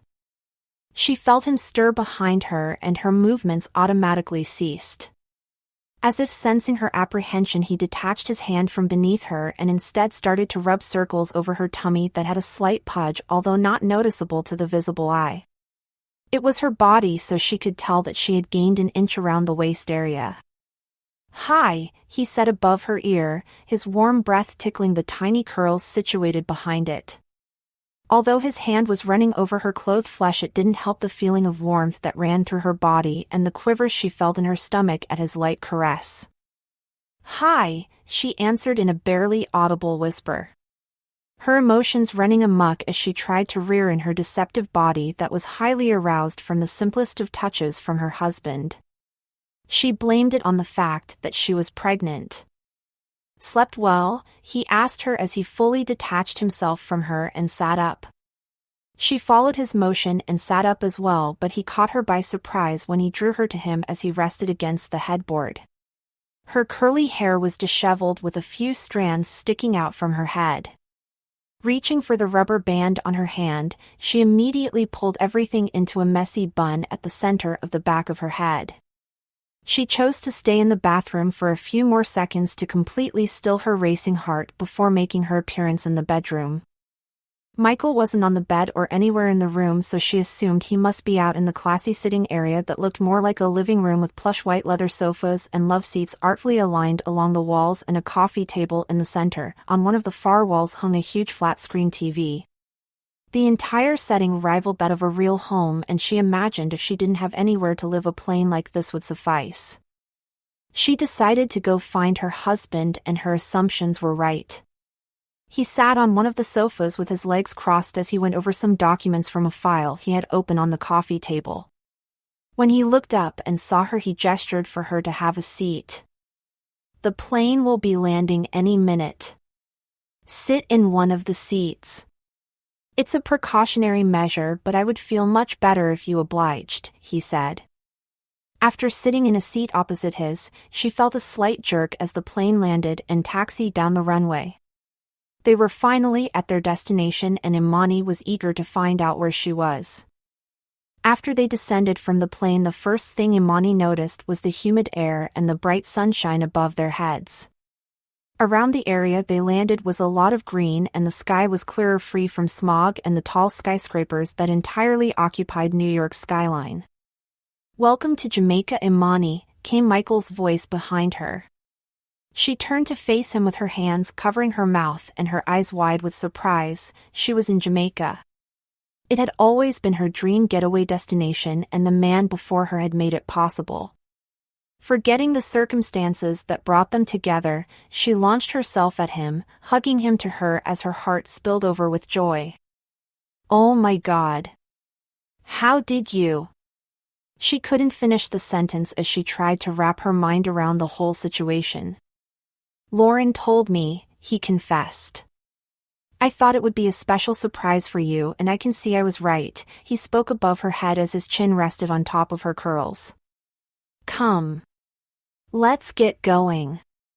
I made a 3 o'clock appointment with the masseuse at the hotel we will be staying at for you." "Which hotel?" she asked. "I think it's called Sandals," he replied. Taking up their luggage, he placed it in the back of the car that was waiting for them when they landed. The driver closed the trunk before heading for the driver's side of the vehicle, and Michael helped his wife into the back seat of the car before getting in after her and bundling her against his side. "Welcome to Sandals Resort and Spa," came the bright voice of the receptionist behind the reception desk, her thick accent seeping into her voice. Imani couldn't help the smile that transformed her features as she greeted the female whose name was Shanique. It was true what they said about the island people. They were always smiling and had a vibrant personality, and she definitely got that from Shanique and all the other workers she came in contact with. "Yes, we have reservations under the name Michael and Imani Frey," said Michael, his suave voice causing the receptionist to take notice of him, her eyes going wide before returning to their original shape. "Okay, you are booked for the beachfront cottage on the east side of the property. Let me get a concierge to take you lovely folks over there," she beamed at them once more. Soon after, a man dressed in uniform came to get their bags and escort them to their cottage. Like Shanique, he was just as pleasant as he drove them on the golf cart across the property towards the beach and a luxurious-looking building made out of wood facing out towards the sea. When they made it inside, Imani felt as if she had died and gone to heaven. The area was roomy and had an air of freedom complemented by the high ceilings and glass paneling on almost every side. The sitting area was decorated with island wicker furniture, and walking through the long white drapes that separated the living room from the bedroom she was again awestruck. A king-size 4-poster canopy bed stood in the center of the area, draped in an array of fine linen and facing out towards the open sky and sea that seemed to be a part of the overall decor of the room. Various pieces of furniture were littered around the room in keeping with the theme of roominess. Out on the patio area that hung directly over the sea, she could see a jacuzzi had been designed to be at the same level as the tiled floor. If anyone had told her that she would be privy to such opulence, she would have thought them to be mad, but here she was in her own fairy tale story, and she couldn't be happier even though the end had not yet been written. The concierge informed them that their personal butler would be there shortly before he left. Imani felt Michael wrap his arms around her waist from behind as she stood looking out at the vast cerulean sea, enthralled by the sight. "Do you like it?" he asked. "I love it," she confirmed in a dreamy voice before turning and offering him her lips, her arms automatically going around his neck. Tongue clashed with tongue as they kissed each other with an urgency they had never felt before. When they broke apart, Imani's lips were swollen and she was out of breath. "Come, you need to get ready for the massage. The masseuse should be here at any minute." This was another luxury that she could definitely get used to, getting daily massages from the confines of their suite. Imani fell into a deep peaceful sleep as the woman worked her magic on her back. All the knots and kinks were worked out, and she felt all the tension leave her body as her skin softened with each touch until she felt almost boneless. Michael was on the other side of her getting a massage as well, and it just felt right to her that they were doing this together. Immediately after, they decided to take a nap after their journey, only waking up when the butler announced that dinner was served. The two ate and had light conversation on the balcony overlooking the sea as the sun disappeared on the horizon. The butler was dismissed for the evening, leaving Imani for the first time alone with her husband. Without a word, Michael led her from the patio into the bedroom, opening the curtains that had been drawn to reveal the room's transformation. "Wow!" she exclaimed, shocked as she looked at the many rose petals scattered on the ground and in the center of the room. On a bedside table there was a tray filled with dessert and a bottle of non-alcoholic sparkling champagne. "This is beautiful," she finished. "Not as beautiful as you are," he complimented, causing her face to warm up at his words. Not saying anything else, he reached down and captured her lips in a slow, compassionate kiss that served to accelerate Imani's heartbeat as she tried to quicken the pace by pulling his head further down to hers. Chapter 6. Imani and Michael spent 2 weeks in Jamaica soaking up the sun, frolicking on the beach and watching the sunset on the horizon from their patio. It was a true heaven-on-earth experience. They even went horseback riding on the mile length of white sand of the beach in their little private cove, and it was an experience she was not soon to forget. The days when they weren't procrastinating, they employed the services of their tour guide, who took them sightseeing as well as to visit major cultural sites and thrift shops in an area which was called a craft market. Imani took the opportunity to buy souvenirs for her friends and herself. In the evenings, they visited the local restaurants and got a taste of the Jamaican cuisine, savoring the assortment of flavors that assuaged their senses. It was truly an Epicurean delight. Their nights were spent making passionate love as they both explored and got to know each other's body down to the tiniest of flaws. If someone had asked her to describe her dream honeymoon, a handful of the experiences she's had so far would not have been included on this list. Everything boggled her mind. It even made her forget all about her failed relationship with Andre, all courtesy of the man beside her who was more than she could have wished for. Michael was attentive and a gentleman who considered her feelings above all. To think they had started out on not so amicable terms, and yet it was like they had always been this deep into each other, was quite amazing. Though it had only been 2 weeks since the wedding, Imani felt an emotion stir in her heart that could very well be love for her husband, but she was careful not to examine it too closely, as whenever it came onto her emotions, she wore them on her sleeve like a badge of honor, as she was very expressive and vocal in this aspect. She didn't want to scare Michael with it, as she too wanted him to grow to develop a deep emotional connection to her that ultimately led to him expressing it to her. Any revelation on her part might scare him into concealing his feelings for her. They had not spoken about them coming to love each other, and she wondered if he had any intention towards it becoming a love marriage. In the meantime, she would continue to soak up the attention, as she was very needy, and she attributed it to her current condition. When they made it back to New York, the fetus would be 3 months, and according to Dr. Grace, the baby would be fully developed so that they would be able to see it more clearly compared to last time. The changes in Imani's body had become even more noticeable, as her tummy became slightly raised and more rounded, and her breasts felt heavier, with her areolas increasing in darkness and her nipples sensitive to the touch. "You're up early," came a deep husky voice above her head. Looking up from her task of running her index finger in circles over Michael's chest, she stared into his deep black eyes that always held her honey brown ones captive, as if he was peering deep into her soul. "I was just thinking about how I'm gonna miss this," she confessed, being as they would be off in the evening bound for New York. "We can always come back. Maybe make it our anniversary destination," he offered, causing her heart to warm at his words. "That would definitely be nice," she smiled at him, earning one from him that showed the perfect dimple on his right cheek. "You know, since we're not leaving until later today, maybe we can carry out some extracurricular activities to keep us busy until we get back to New York," he said suggestively, the innuendo of his words perfectly clear. "You know, Mr. Frey, that isn't such a bad idea, if I may say so myself," she all but purred, playing along. Their morning activities went all the way into the afternoon, and everything they did was committed to memory to sustain them until they returned to the little island paradise. "This is your captain speaking, informing you that we are approaching JFK and will be landing soon, so please prepare yourselves." Imani was anxious.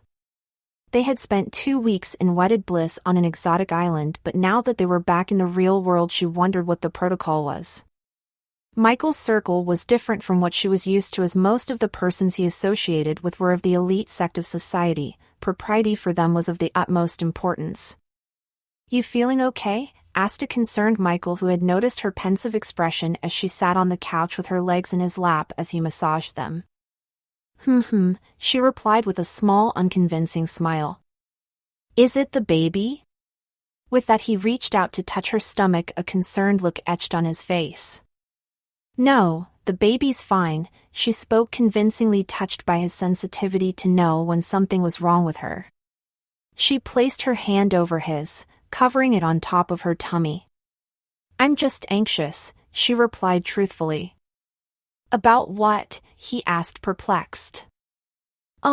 It's just that I really enjoyed our time together, but I was wondering if that is going to change when we get back into our natural environment, well, your environment, if it will be the same and how it is I am expected to act."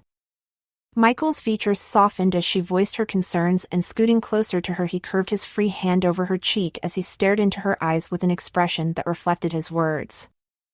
"I don't expect you to be anything other than who you are, Imani. I understand that my world is different from the one that you're accustomed to, but outside of attending the glamorous functions and making appearances at dinner parties, we are just two ordinary human beings. You aren't a disappointment to me, or else I wouldn't have married you." Imani smiled up at him as his words began to allay her fears that she wasn't good enough. "You are the mother of my unborn child and my wife, and for what it is worth, I want us to work out at least so that our child can have a stable home and parents that love him. The good thing is that we are already compatible." She continued to smile up at him, but it wasn't as radiant as before. He wanted them to work out for their child, not because he wanted them to grow as a couple, and seemingly the added compatibility was just a bonus. It left a bitter taste in her mouth, and she quickly diverted her gaze as she felt her eyes moisten.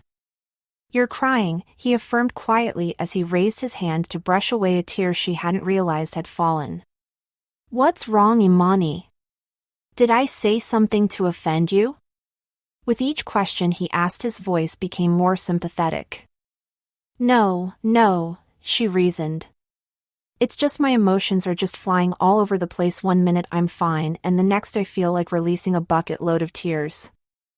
I guess it must be the pregnancy hormones. I'm fine. Really?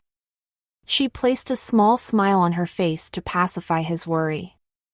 He didn't push her for any further explanation for fear that she would become even more emotionally charged than she was now, and instead he pulled her into his lap, resting his head on her chin, her cheek to his chest as they waited for the plane to land.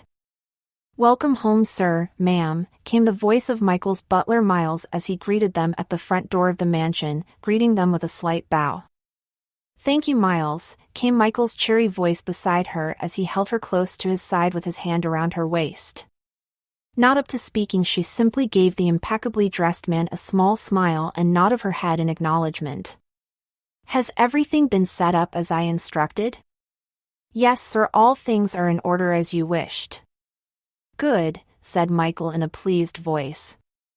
When the butler stepped aside to grant them entry, Imani made a step forward but was halted by Michael's arm wrapped possessively around her waist. She turned curious eyes to look at him. It is customary for a husband to carry his wife over the threshold of their home, he gave as a way of explanation before slightly bending to wrap his arm behind her knees and scoop her up into his arms. Instinctively she wrapped her arms around his neck as she stared into his eyes that were fixated on her. With slow, deliberate steps he crossed the threshold with her in his hands, never once breaking eye contact. He didn't put her back on her feet until they were by the grand staircase.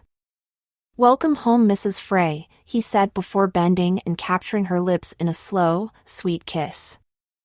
Home, the connotation of the word gave Imani mixed feelings, and as her lips were firmly planted against Michael's she wished he meant it the way she wanted it. Nevertheless, she would try to be content with what he was currently offering, and as she herself grew to love him, she determined that she would give him time to come to terms with his feelings for her. After all, if God made all of this possible, then she had nothing to worry about. The appointment is at 3, Imani affirmed to her overly excited husband, who had been on edge about getting another glimpse of their baby since their arrival 3 days ago. As they lay in bed, Michael smoothed his hands over her slightly protruding tummy as he confirmed the time once more. He had to go into his New York office, but he promised her that he would be at the appointment at precisely 3, and it truly warmed her heart that he was this devoted to their unborn child. At least she knew that her child's father would love her unconditionally, and she was happy for that, having grown up with an absentee father and a mother that became so hooked on drugs that she almost ruined her daughter's future just to get a fix. Her child would get all the love she never got from both of her parents, and she was truly thankful. I can't wait to see his little fingers and toes, gushed Michael, causing Imani to roll her eyes at his silliness. She would have never known he possessed this side, just as she had never anticipated the sweet, caring side of him, as he was an astute businessman who garnered the respect of many. If any of his associates saw him acting like this, they would probably think him to be mad. It seemed their unborn child was changing him in more ways than one. We won't know the sex of the baby until about week 16, and already you're assuming it's a boy. What if it's a girl? Then I will love her twice as hard, but with a lot more gray hair. She raised an eyebrow at his statement, willing him to clarify. She will be so pretty like her mother that I will have to ward off all the guys vying for her attention, he said in a matter-of-fact tone which caused Imani's face to light up at the obvious compliment. You think I'm pretty? She asked. I think you are the most beautiful woman I have ever laid eyes on, he spoke in his deep husky voice, sending shivers up her spine as he stared intently into her eyes. Flattery will get you anything you want, she said with a nervous chuckle as she fought to bring her emotions in check. I mean it, he said, still staring at her and disregarding her dismissal of his comment. She wanted to put more faith in his words, but it was difficult as she knew it was probably a chain reaction as a result of her having his child. She averted her eyes so that he couldn't see the uncertainty lurking in their depths. Go, you're gonna be late, she chastised him. Raising himself up, he got off the bed and headed for the bathroom, but turned abruptly. Care to join me? he asked as he turned to face her. She was tempted but determined she needed some time to sort through her feelings. No, you go ahead. I won't have you blaming me for making you late. I'm the boss, honey, he said while smirking. I can do whatever I want. Turning, he headed for the bathroom while stripping off his sweatpants and wife beater. Her eyes trailed his every action. At the door, he turned to face her again. Sure you don't want to come and wash my back? He asked in his deep husky voice, licking his lips as he slowly rolled down his Calvin Klein underpants. As his manhood sprang forward, her mouth began to salivate, but she maintained her willpower. Nah, You're showering alone today, mister, she affirmed. Your loss. Imani watched as he entered the bathroom before releasing the sigh she held in. She used the time to fall on her knees to offer up a prayer on behalf of her husband. She found herself praying for God to bless him and to fill his heart with love for his family, and then she prayed for the health of her unborn child. When she got up, she felt much better, renewed even. She confirmed that she was falling deeply in love with her husband but would give him time to grow his feelings for her. In the meantime, however, she would shower him with all the love she currently felt for him. He would not go a day without knowing her feelings for him, even if she didn't outright say it. That morning before Michael left for work, Imani gave him a slow, endearing kiss that quickly turned into one of urgency and had them both gasping for air when they parted. He left with an ear-splitting smile and a pep in his step, and she was sure he would remember that kiss for the rest of the day. You see that? Asked an excited Michael just above her head as the monitor revealed their fully formed baby's features. All she could do was smile at his enthusiasm. She couldn't believe that what she was seeing was actually inside of her, but unlike Michael, her musings were internal. The baby was now fully formed and, based on Dr. Grace's advice, was growing normally and no anomalies had been detected. So everything is progressing along smoothly, and I will see you guys in the next 4 weeks, declared Dr. Grace as Michael helped Imani down off the bed.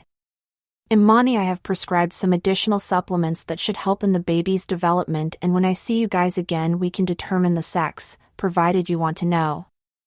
Well, this one here, said Imani, slapping her husband's chest, has already predicted that it will be a boy, but yes, we would like to know.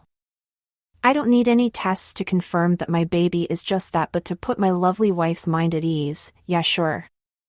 Dr. Grace watched the interaction between the two, marveling at how good they looked together.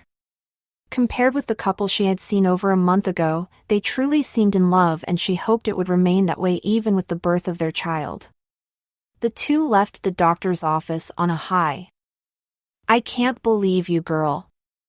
I mean, you've been back a week and you're now just only calling me? Asked Lauren in a slightly hurt voice. I'm sorry, Lauren, it's just that there's been so much on my mind, but let me make it up to you, offered Imani as she twirled the phone cord in her hand as she waited for her friend's answer. It better be good or I am taking you off my official wedding list. Laughing at her friend's silly vendetta, she replied. I promise, I'll make it worth your while. Humphed Lauren in skepticism. Anyways, how is my little niece or nephew doing? She asked, changing the subject. He or she is doing just fine.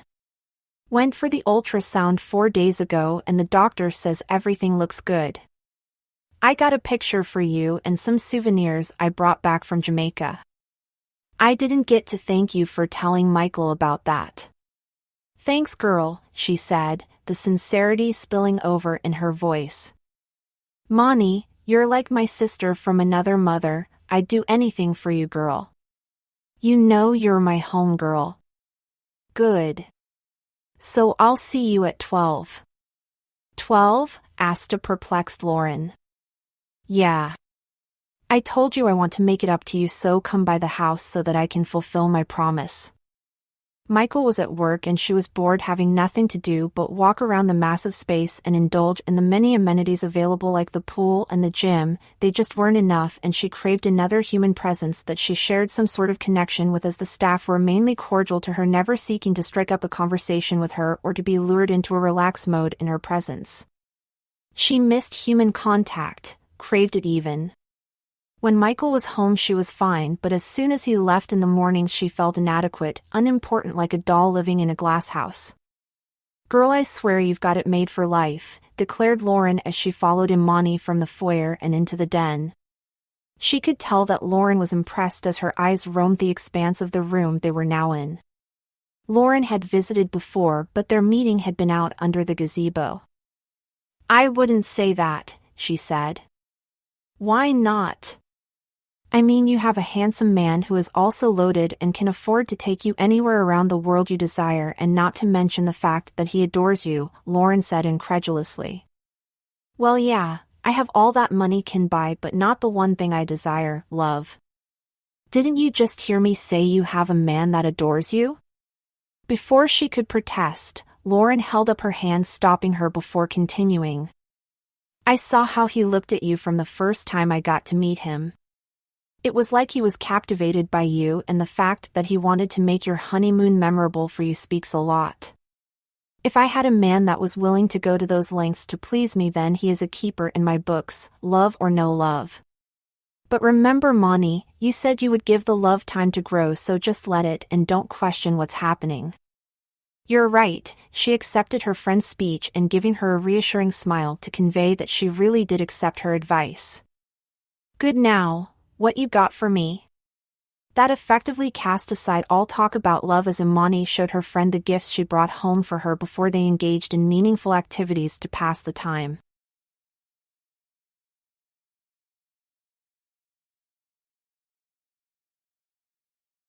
Chapter 7. "But you promised you'd come to service with me," whined an overly emotional Imani, who was now in her 5th month of pregnancy, as she tried to guilt her husband into staying. Over the past couple of months she had become increasingly needy, to the point that she had to wear one of Michael's shirts that reeked of his scent whenever he wasn't at home to fall asleep. "I know, honey, but this merger is very important, so I have to go to Seattle to make sure it goes smooth. I promise I'll be on the first flight back as soon as this is over." Curving his hand over her cheek and resting one on her swollen tummy, he looked straight into her brown eyes. "You know I can't stand to be away from you and our little one. I would never intentionally take on anything that separates us for too long," he confessed. "You promise?" she asked, giving him puppy sad eyes as her lips curved into a pout. Leaning down, he kissed her lips, trying to distract her. "I promise. When I get back I'll make it up to you."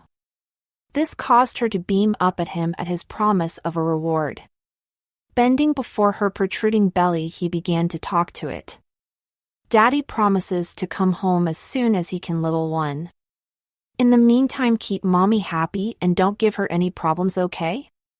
I'm counting on you to be the man of the house while I'm away."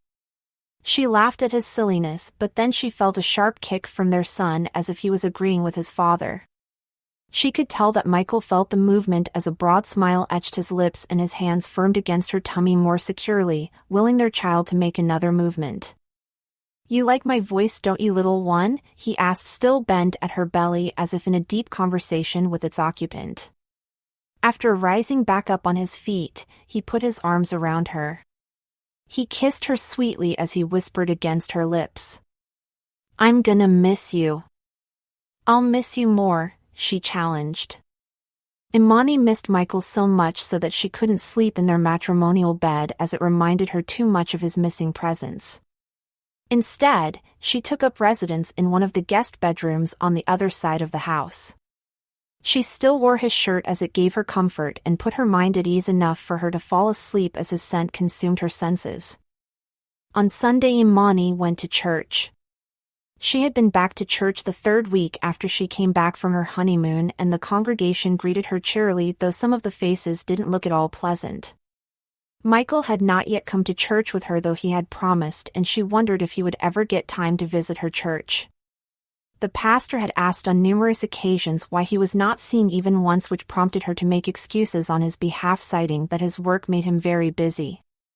She could tell that her pastor was not pleased, although he offered no comment on the matter. She had thought that Michael would have come with her this time around as he had promised, and she even went ahead and told her pastor that he would see him in church this Sunday. Yet, here she was once more without her husband in tow, and she felt horrible. She explained to Pastor Jacobs that an important business matter had come up that had him flying out, and like all the other times he was very sympathetic. "In due time, my dear, the Lord will make a way for him to come into his house. In the meantime, just continue to pray for him." "Thank you, Pastor," she graciously acceded, although she felt a pang of disappointment. She excused herself to use the restroom.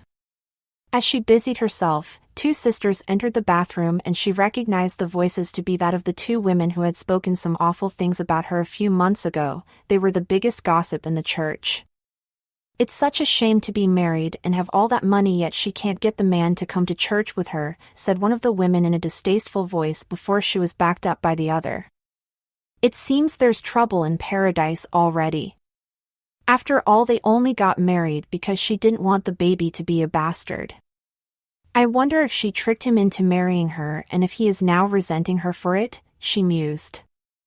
Imani sat in the cubicle, hot tears splashed down her cheeks, but unlike the last time, she did not move or make her presence known to the women and waited until they left before coming out and washing her face.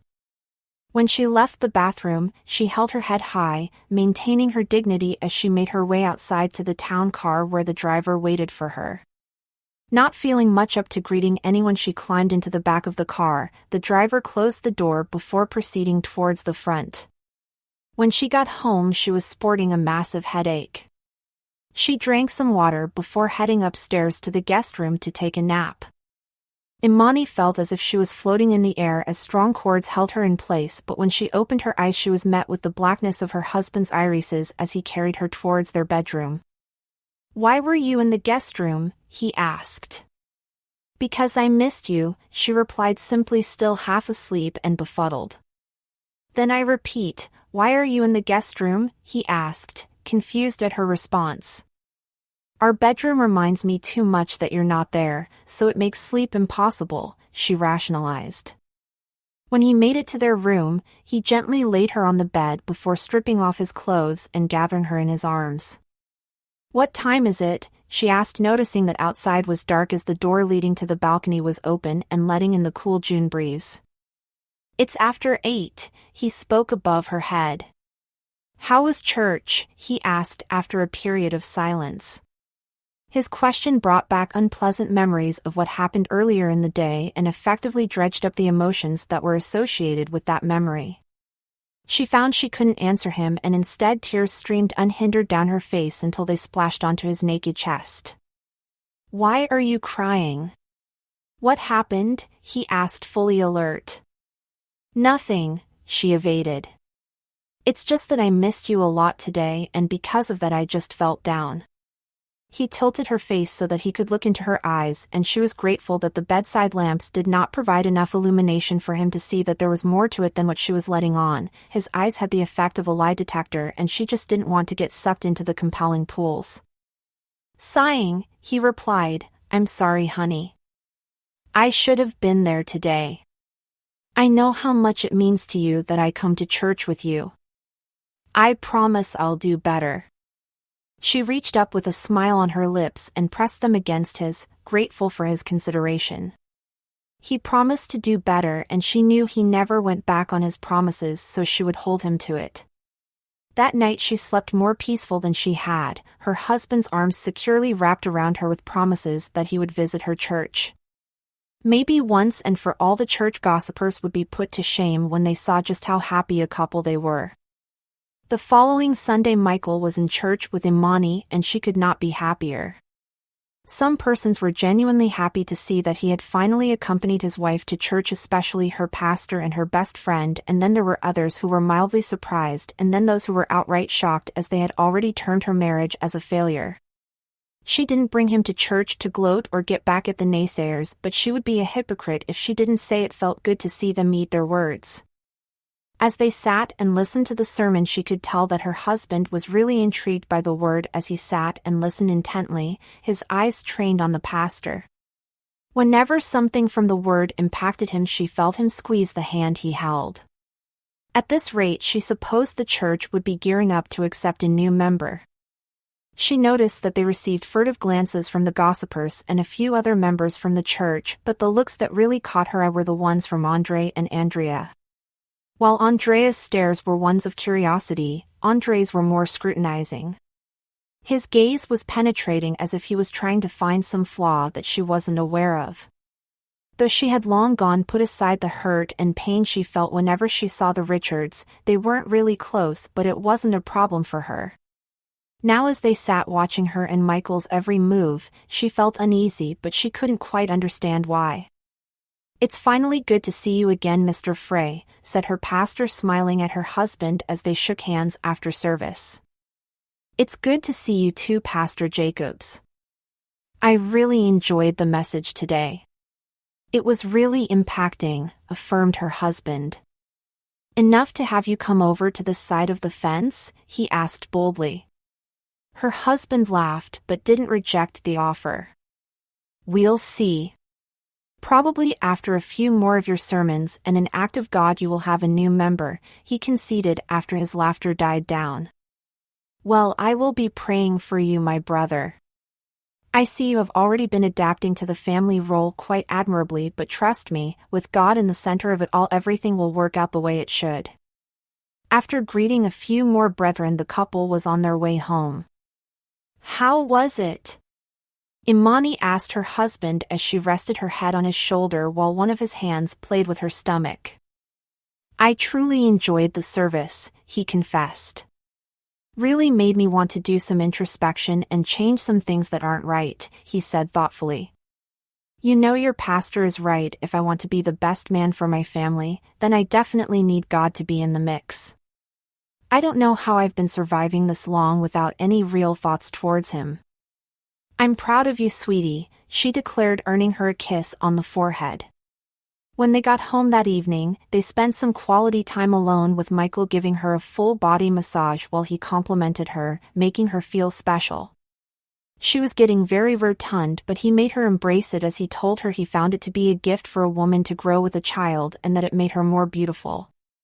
Afterward, they made love, but in a sweet, sensual way, as he was afraid of hurting the baby. Michael put aside all meetings and cleared his schedule to go to church the following Sunday, and Imani could not be happier, seeing as he was becoming committed. She thanked God for the changes happening in her husband and continued to pray that he would learn to love her as well as express it openly. This Sunday, Pastor Jacobs preached about love and the commitment of love. Again, she could see how much the word had captivated him, and she was pleased. "Hi, Imani," came Andrea's abnormally high-pitched voice as she stood on the pavement in front the church waiting for her husband, who had gone to use the restroom. Hi Andrea," she said in an unsure voice. "I didn't get the chance to tell you how sorry I am for what happened between you and Andre." As much as the apology was long overdue, she was in a better place now and didn't want to dwell on the past. "Look, Andrea, I appreciate what you're doing, but the past is the past and I have moved on. I know, Imani, but I guess I got a little remorseful when I considered the fact that you and Andre would have probably been married if I hadn't stepped in the picture. Things would have been different, you know?" She didn't know why Andrea was adamant about bringing up the unfortunate circumstances, but as she made to answer her, she felt a firm hand at her back. Looking up, she saw that it was Michael. She smiled up at him, but his face was anything but pleasant and his lips drawn in a grim line, causing her smile to drop. "Excuse us," he spoke curtly to Andrea before escorting her to the car. For the whole ride he said nothing and sat as far away as possible from her. She wondered what could have happened in the short space of time that he went to the bathroom and came back. "Are you all right?" she asked cautiously as he yanked off his tie and threw it on the bed, before sitting on the chaise at one end of the room to remove his shoes and socks. He looked up from his task and she noticed the look of annoyance on his face. "Does it look like I'm okay?" he asked in irritation. As she had never experienced the sight of him, she was at a loss for words and opened and closed her mouth in surprise. She was afraid to say anything that would irritate him further. I'm gonna go take a shower, she said, simply heading for the bathroom. He didn't answer but continued with his task of undressing, his frustration evident with each movement. As the water cascaded down her back, it soothed her aching muscles, but her mind was far from calm. Why was Michael acting this way? It seemed almost as if he was angry with her, but she couldn't recall doing anything that could have warranted his wrath. Her mind then wandered to Andrea, and she wondered if he had overheard their conversation. Still, it didn't add up to him being that angry, and she wondered if someone had said something to him. When she came out of the bathroom, he wasn't in the room. After moisturizing her body, she put on a simple cotton dress that allowed enough room to fit around her bulge. She decided to brave the storm and go talk to Michael about whatever was bothering him. She found him in the gym in front of the punching bag with his boxer gloves on. He punched away at the heavy weight angrily, as if he wished it were a real person he was punching. Imani stood watching him with a sinking feeling. When he was finally done, he acknowledged her presence. "You need something?" he asked haughtily as the sweat glistened on his toned arms and chest. She started, unsure as she took tentative steps further into the room. "I know I asked this before, but are you okay?" "Not that you don't look fine," she babbled. "It just seems like you're angry about something." "Maybe with me," she finished, looking at him. "Did you plan to sleep with me on purpose?" he asked in a flat voice as he stared at her accusingly. "What?" she asked disbelievingly. "You heard me," he said, his voice retaining the flatness. "We've been over this before, Michael," she said, her voice rising with anger at his accusation. "I never knew you before that night, and if you recall, you are the one who followed me and offered me a ride. And yet that doesn't change the fact that you got pregnant and were married shortly after your ex got married, now does it?" "So he did know. When were you planning on telling me that you were using me to get back at your ex? Is that why you were so eager for me to go to church with you? So that you could show him that you were one up on him? I can't believe you would actually think that. I never deceived you, Michael," she cried in angst. "I'm sorry I never told you about Andre, but it didn't matter to me anymore once I got to know you," she tried to reason. When he turned away from her, she rushed towards him and took his hands in hers as she pleaded with him through her eyes. "Andre left me after 2 years for my cousin. Apparently he started dating her a year after we started. She knew about me, but I was none the wiser. When he finally told me that he was leaving me for her, it nearly tore me apart, but somehow I managed to cope, and then they sent me an invitation to their wedding. To add insult to injury, it was on my birthday, and the theme was the exact same thing we had discussed as I thought he was going to propose to me. I was coming from their reception when you saw me. So I didn't plan it. But ever since that night I haven't been able to stop thinking about you. It was like my eyes were open to the fact that I had lived a lie for 2 years and that there was better out there for me. You were my better." She looked deep into his eyes as she spoke, willing him to believe her words. "Michael, I low." "Don't," he said, uncoiling her hands from around his. "I can't trust anything that comes out of your mouth, Imani," he said while staring into her eyes. All she saw was the blackness of his eyes, void of all emotions. He had completely detached himself from the conversation and from her. "I don't need your words, they don't mean anything. If you truly felt that way, then you would have been honest with me from the beginning. I had to hear it from your ex that I was just the rebound guy because you couldn't have him. Do you know how low that made me feel? I was starting to trust my feelings for you, but now I don't know." Shaking his head in disappointment, he headed for the door even as Imani pleaded with him to forgive her for the error. He left. She heard the reverberating of the door as it slammed shut before she heard the roar of an engine. She fell to her knees in the foyer as her tears ran down her face like a waterfall. When she finally made it upstairs, she was exhausted and despondent. She immediately fell asleep, falling into a deep abyss of darkness. I love you, he said, staring into her eyes as his onyx-colored irises reflected the very nature of the words he had just spoken to her. I love you too, Michael, she said, smiling up at him as he reached down to swing her into his arms.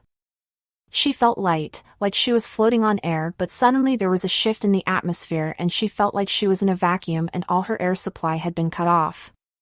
When she looked behind her, she saw Andre and Andrea laughing at her. When she turned back towards Michael, he wasn't there. Instead, her hands were held high and curved around an imaginary space. She then felt something trickling down the insides of her legs, and when she looked down, her stomach was flat and blood was oozing down her legs. In pain, she grasped her stomach as she crumpled on the floor. My baby, she cried in anguish. Imani woke up gasping for air as she grasped her belly. Pushing off the covers, she looked down and was relieved to see that nothing seemed out of the ordinary. The only thing was that Michael was not beside her, and she stayed up for the remainder of the night waiting for him, but he never came home.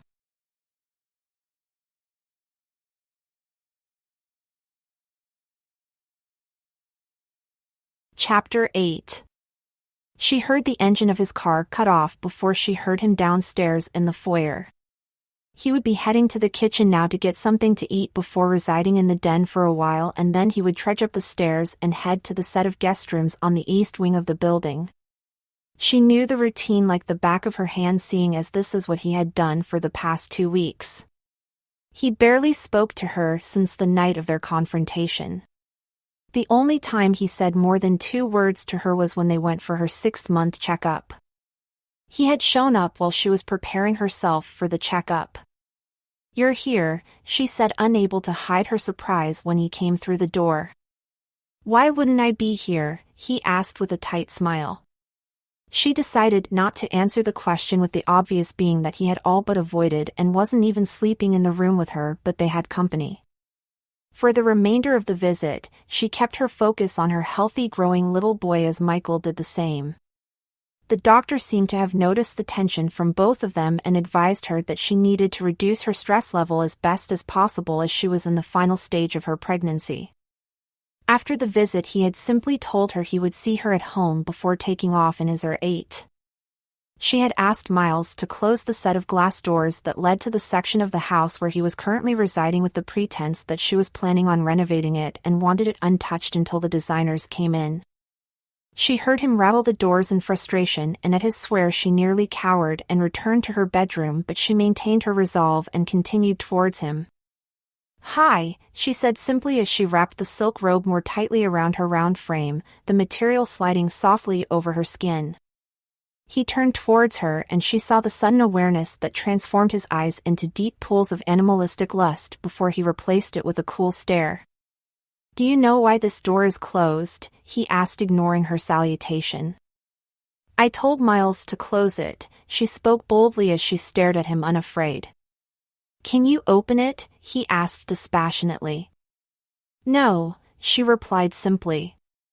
Damn it, Imani, I don't have the time for your games. I need to sleep and you're preventing me, he spoke gruffly. Who's playing? She asked brazenly. I need my husband, and this seems to be the only way I can get your attention. With that said, she dropped the robe to reveal the sexy lingerie she wore. The simple black nightie was see-through and showed the hardened nipples of her breasts that spilled over the top of the bust area. Underneath, she wore lace V-shaped panties. She noticed his nose flare and his sharp intake of breath as his eyes dilated until all she saw was the blackness of his irises. She walked confidently towards him, trying to be as seductive as possible in her approach. He remained riveted to the spot as his nether regions took control of his entire body. When she was directly in front of him, she ran her hands up his shirt front as she batted her eyelashes at him. I need you, she reiterated, her red lips puckered as she said it. His eyes followed her full lips as if mesmerized, but then he shook himself out of his daze and held her roaming hands firmly to halt their actions. What are you doing, Imani? He asked, searching her face with his piercing black eyes. As she too searched his face, she would see the bags under his eyes and how tired he looked. I want to take care of you, she replied. I don't need you to take care of me, he firmly stated. I'm not in the mood, I need to sleep. With that he released her hands that fell numbly at her sides. Don't you want me? She asked in a hurt voice. You're not attracted to me anymore, she continued on when he didn't answer her. I need to get some sleep, he simply said, moving behind her to try the room doors that were on either sides of their bedroom. Finding one to be open, he went inside and closed the door, leaving her standing by herself in the hallway. Instead of heading for her room, she took the elevator that was on the far wall down to the ground floor and went into the den. She proceeded to put on the DVR of their wedding, crying incessantly as her mind went back to that time when they were so happy. Reaching for the box of tissues, she blew her nose until it became sensitive to the touch. She didn't realize that she was no longer alone until someone took the remote out of her hands before pulling her against a firm, warm wall. She felt his arms encircle her as he kissed her temple softly as if in consternation. She couldn't stop the tears that flowed and dripped all over his white shirt. They remained in that position, neither talking until her tears subsided as well as her hiccups. Sensing it was probably time to remove herself from his embrace, she made to get up, but he held her firmly to him and she gave up her protest, instead listening to the steady beat of his heart. Looking up, she saw that he was already looking at her, and without warning he bent and captured her lips in a slow kiss. She felt his hand slide around to rest on her belly as he deepened the kiss. Completely satiated and exhausted from the exercise, she fell asleep with Michael holding her against his chest on the large couch. When Imani woke up, she was inside her room in bed, but Michael was nowhere to be found. She searched the house but didn't find him. Finally, she asked the butler, who informed her that he had left for work. She was disappointed that he left without saying anything and opted to call him, but her call went straight to his voicemail. She stayed up long past the time her husband was expected to be home, but he never showed and she finally fell asleep. Later in the night she felt his arms around her as he sought her out in need, and she helped to assuage it, only for him to leave early the next morning without so much as a note. This continued for the remainder of the week and all the way into her 7th month of pregnancy. It wasn't much, but she gratefully accepted the little he gave her as she continued to pray that he would come to love her and to want a real family with her and their son. Again, the doctor advised Imani and Michael that she was overly stressed and needed to alleviate this if they didn't want any undue complications with the remainder of her pregnancy and delivery of their child.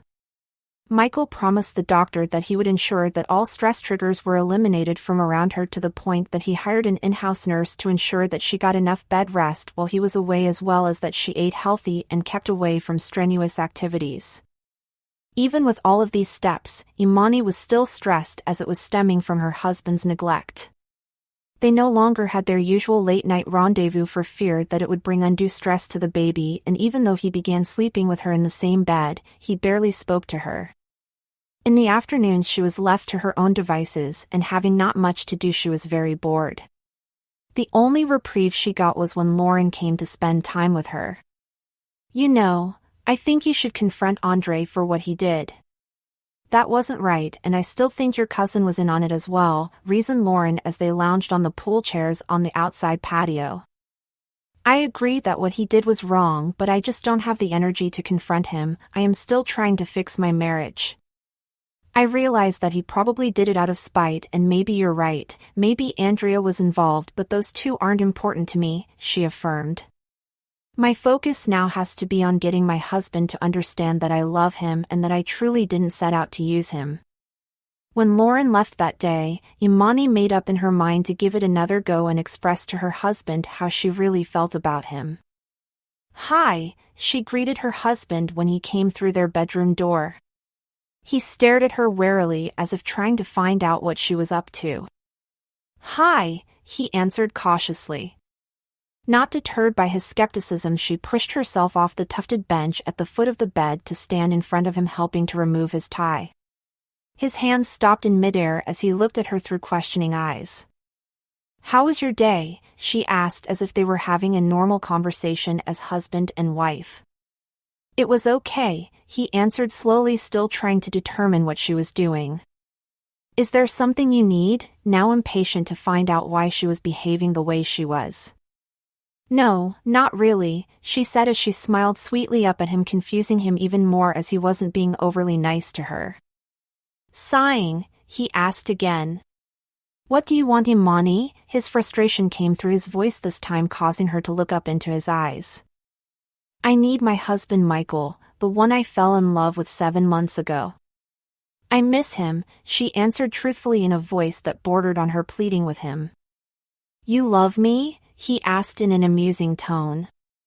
Yes, I love you, Michael, she affirmed. At this he let out a raucous laugh as if what she had just revealed was hilarious. Why are you laughing? She asked. Instead of answering, he pointed at her while shaking his head and then letting out another bout of boisterous laughter. Imani felt the hot sting of her tears as his rejection of her revelation jarred her.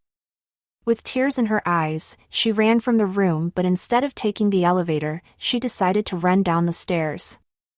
Imani, wait, she heard Michael say, but could not will her feet to stop her fleeing. Suddenly she felt a sharp pain that radiated throughout her belly and her lower back.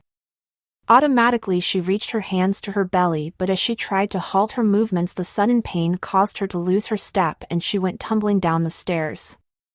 Baby, stay with me, please, was all she remembered as Michael held her against his chest with tears streaming down his face before she blacked out.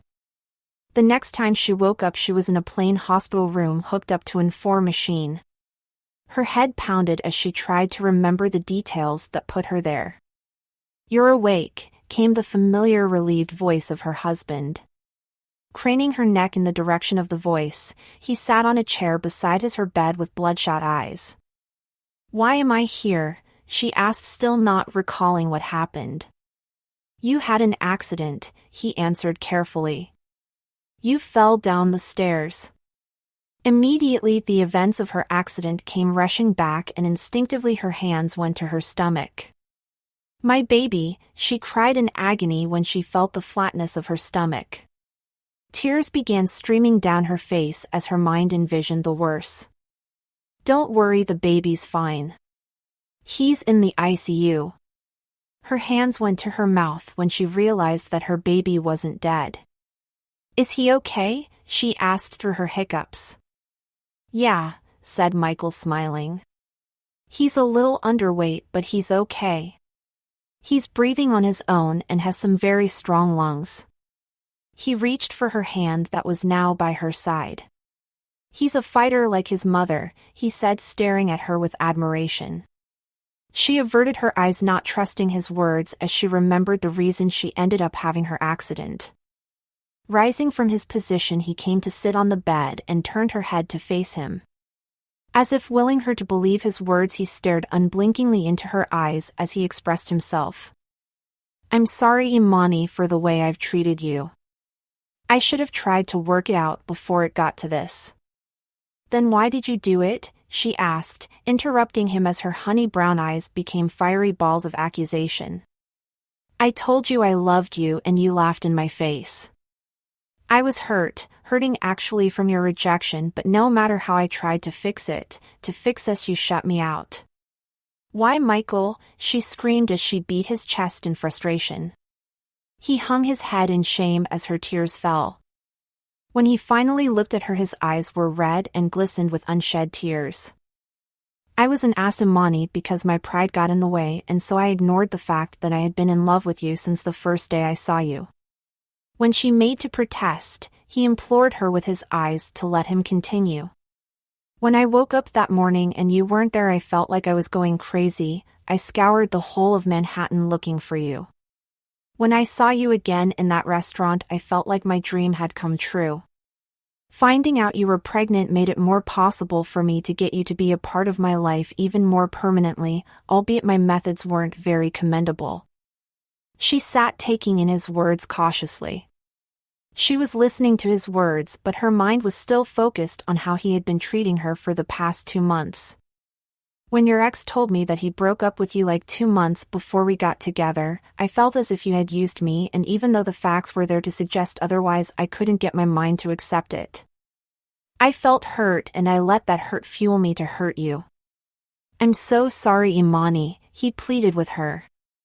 I know it may be hard for you to accept this after all that we have been through, but I love you. I truly love you from the bottom of my heart. As he sat waiting for her to respond to his revelation, her mind went back through the happy times and through the times he had hurt her, weighing them against each other, and then her mind went back to the sermon her pastor had preached about love and commitment, and also to her wedding vows.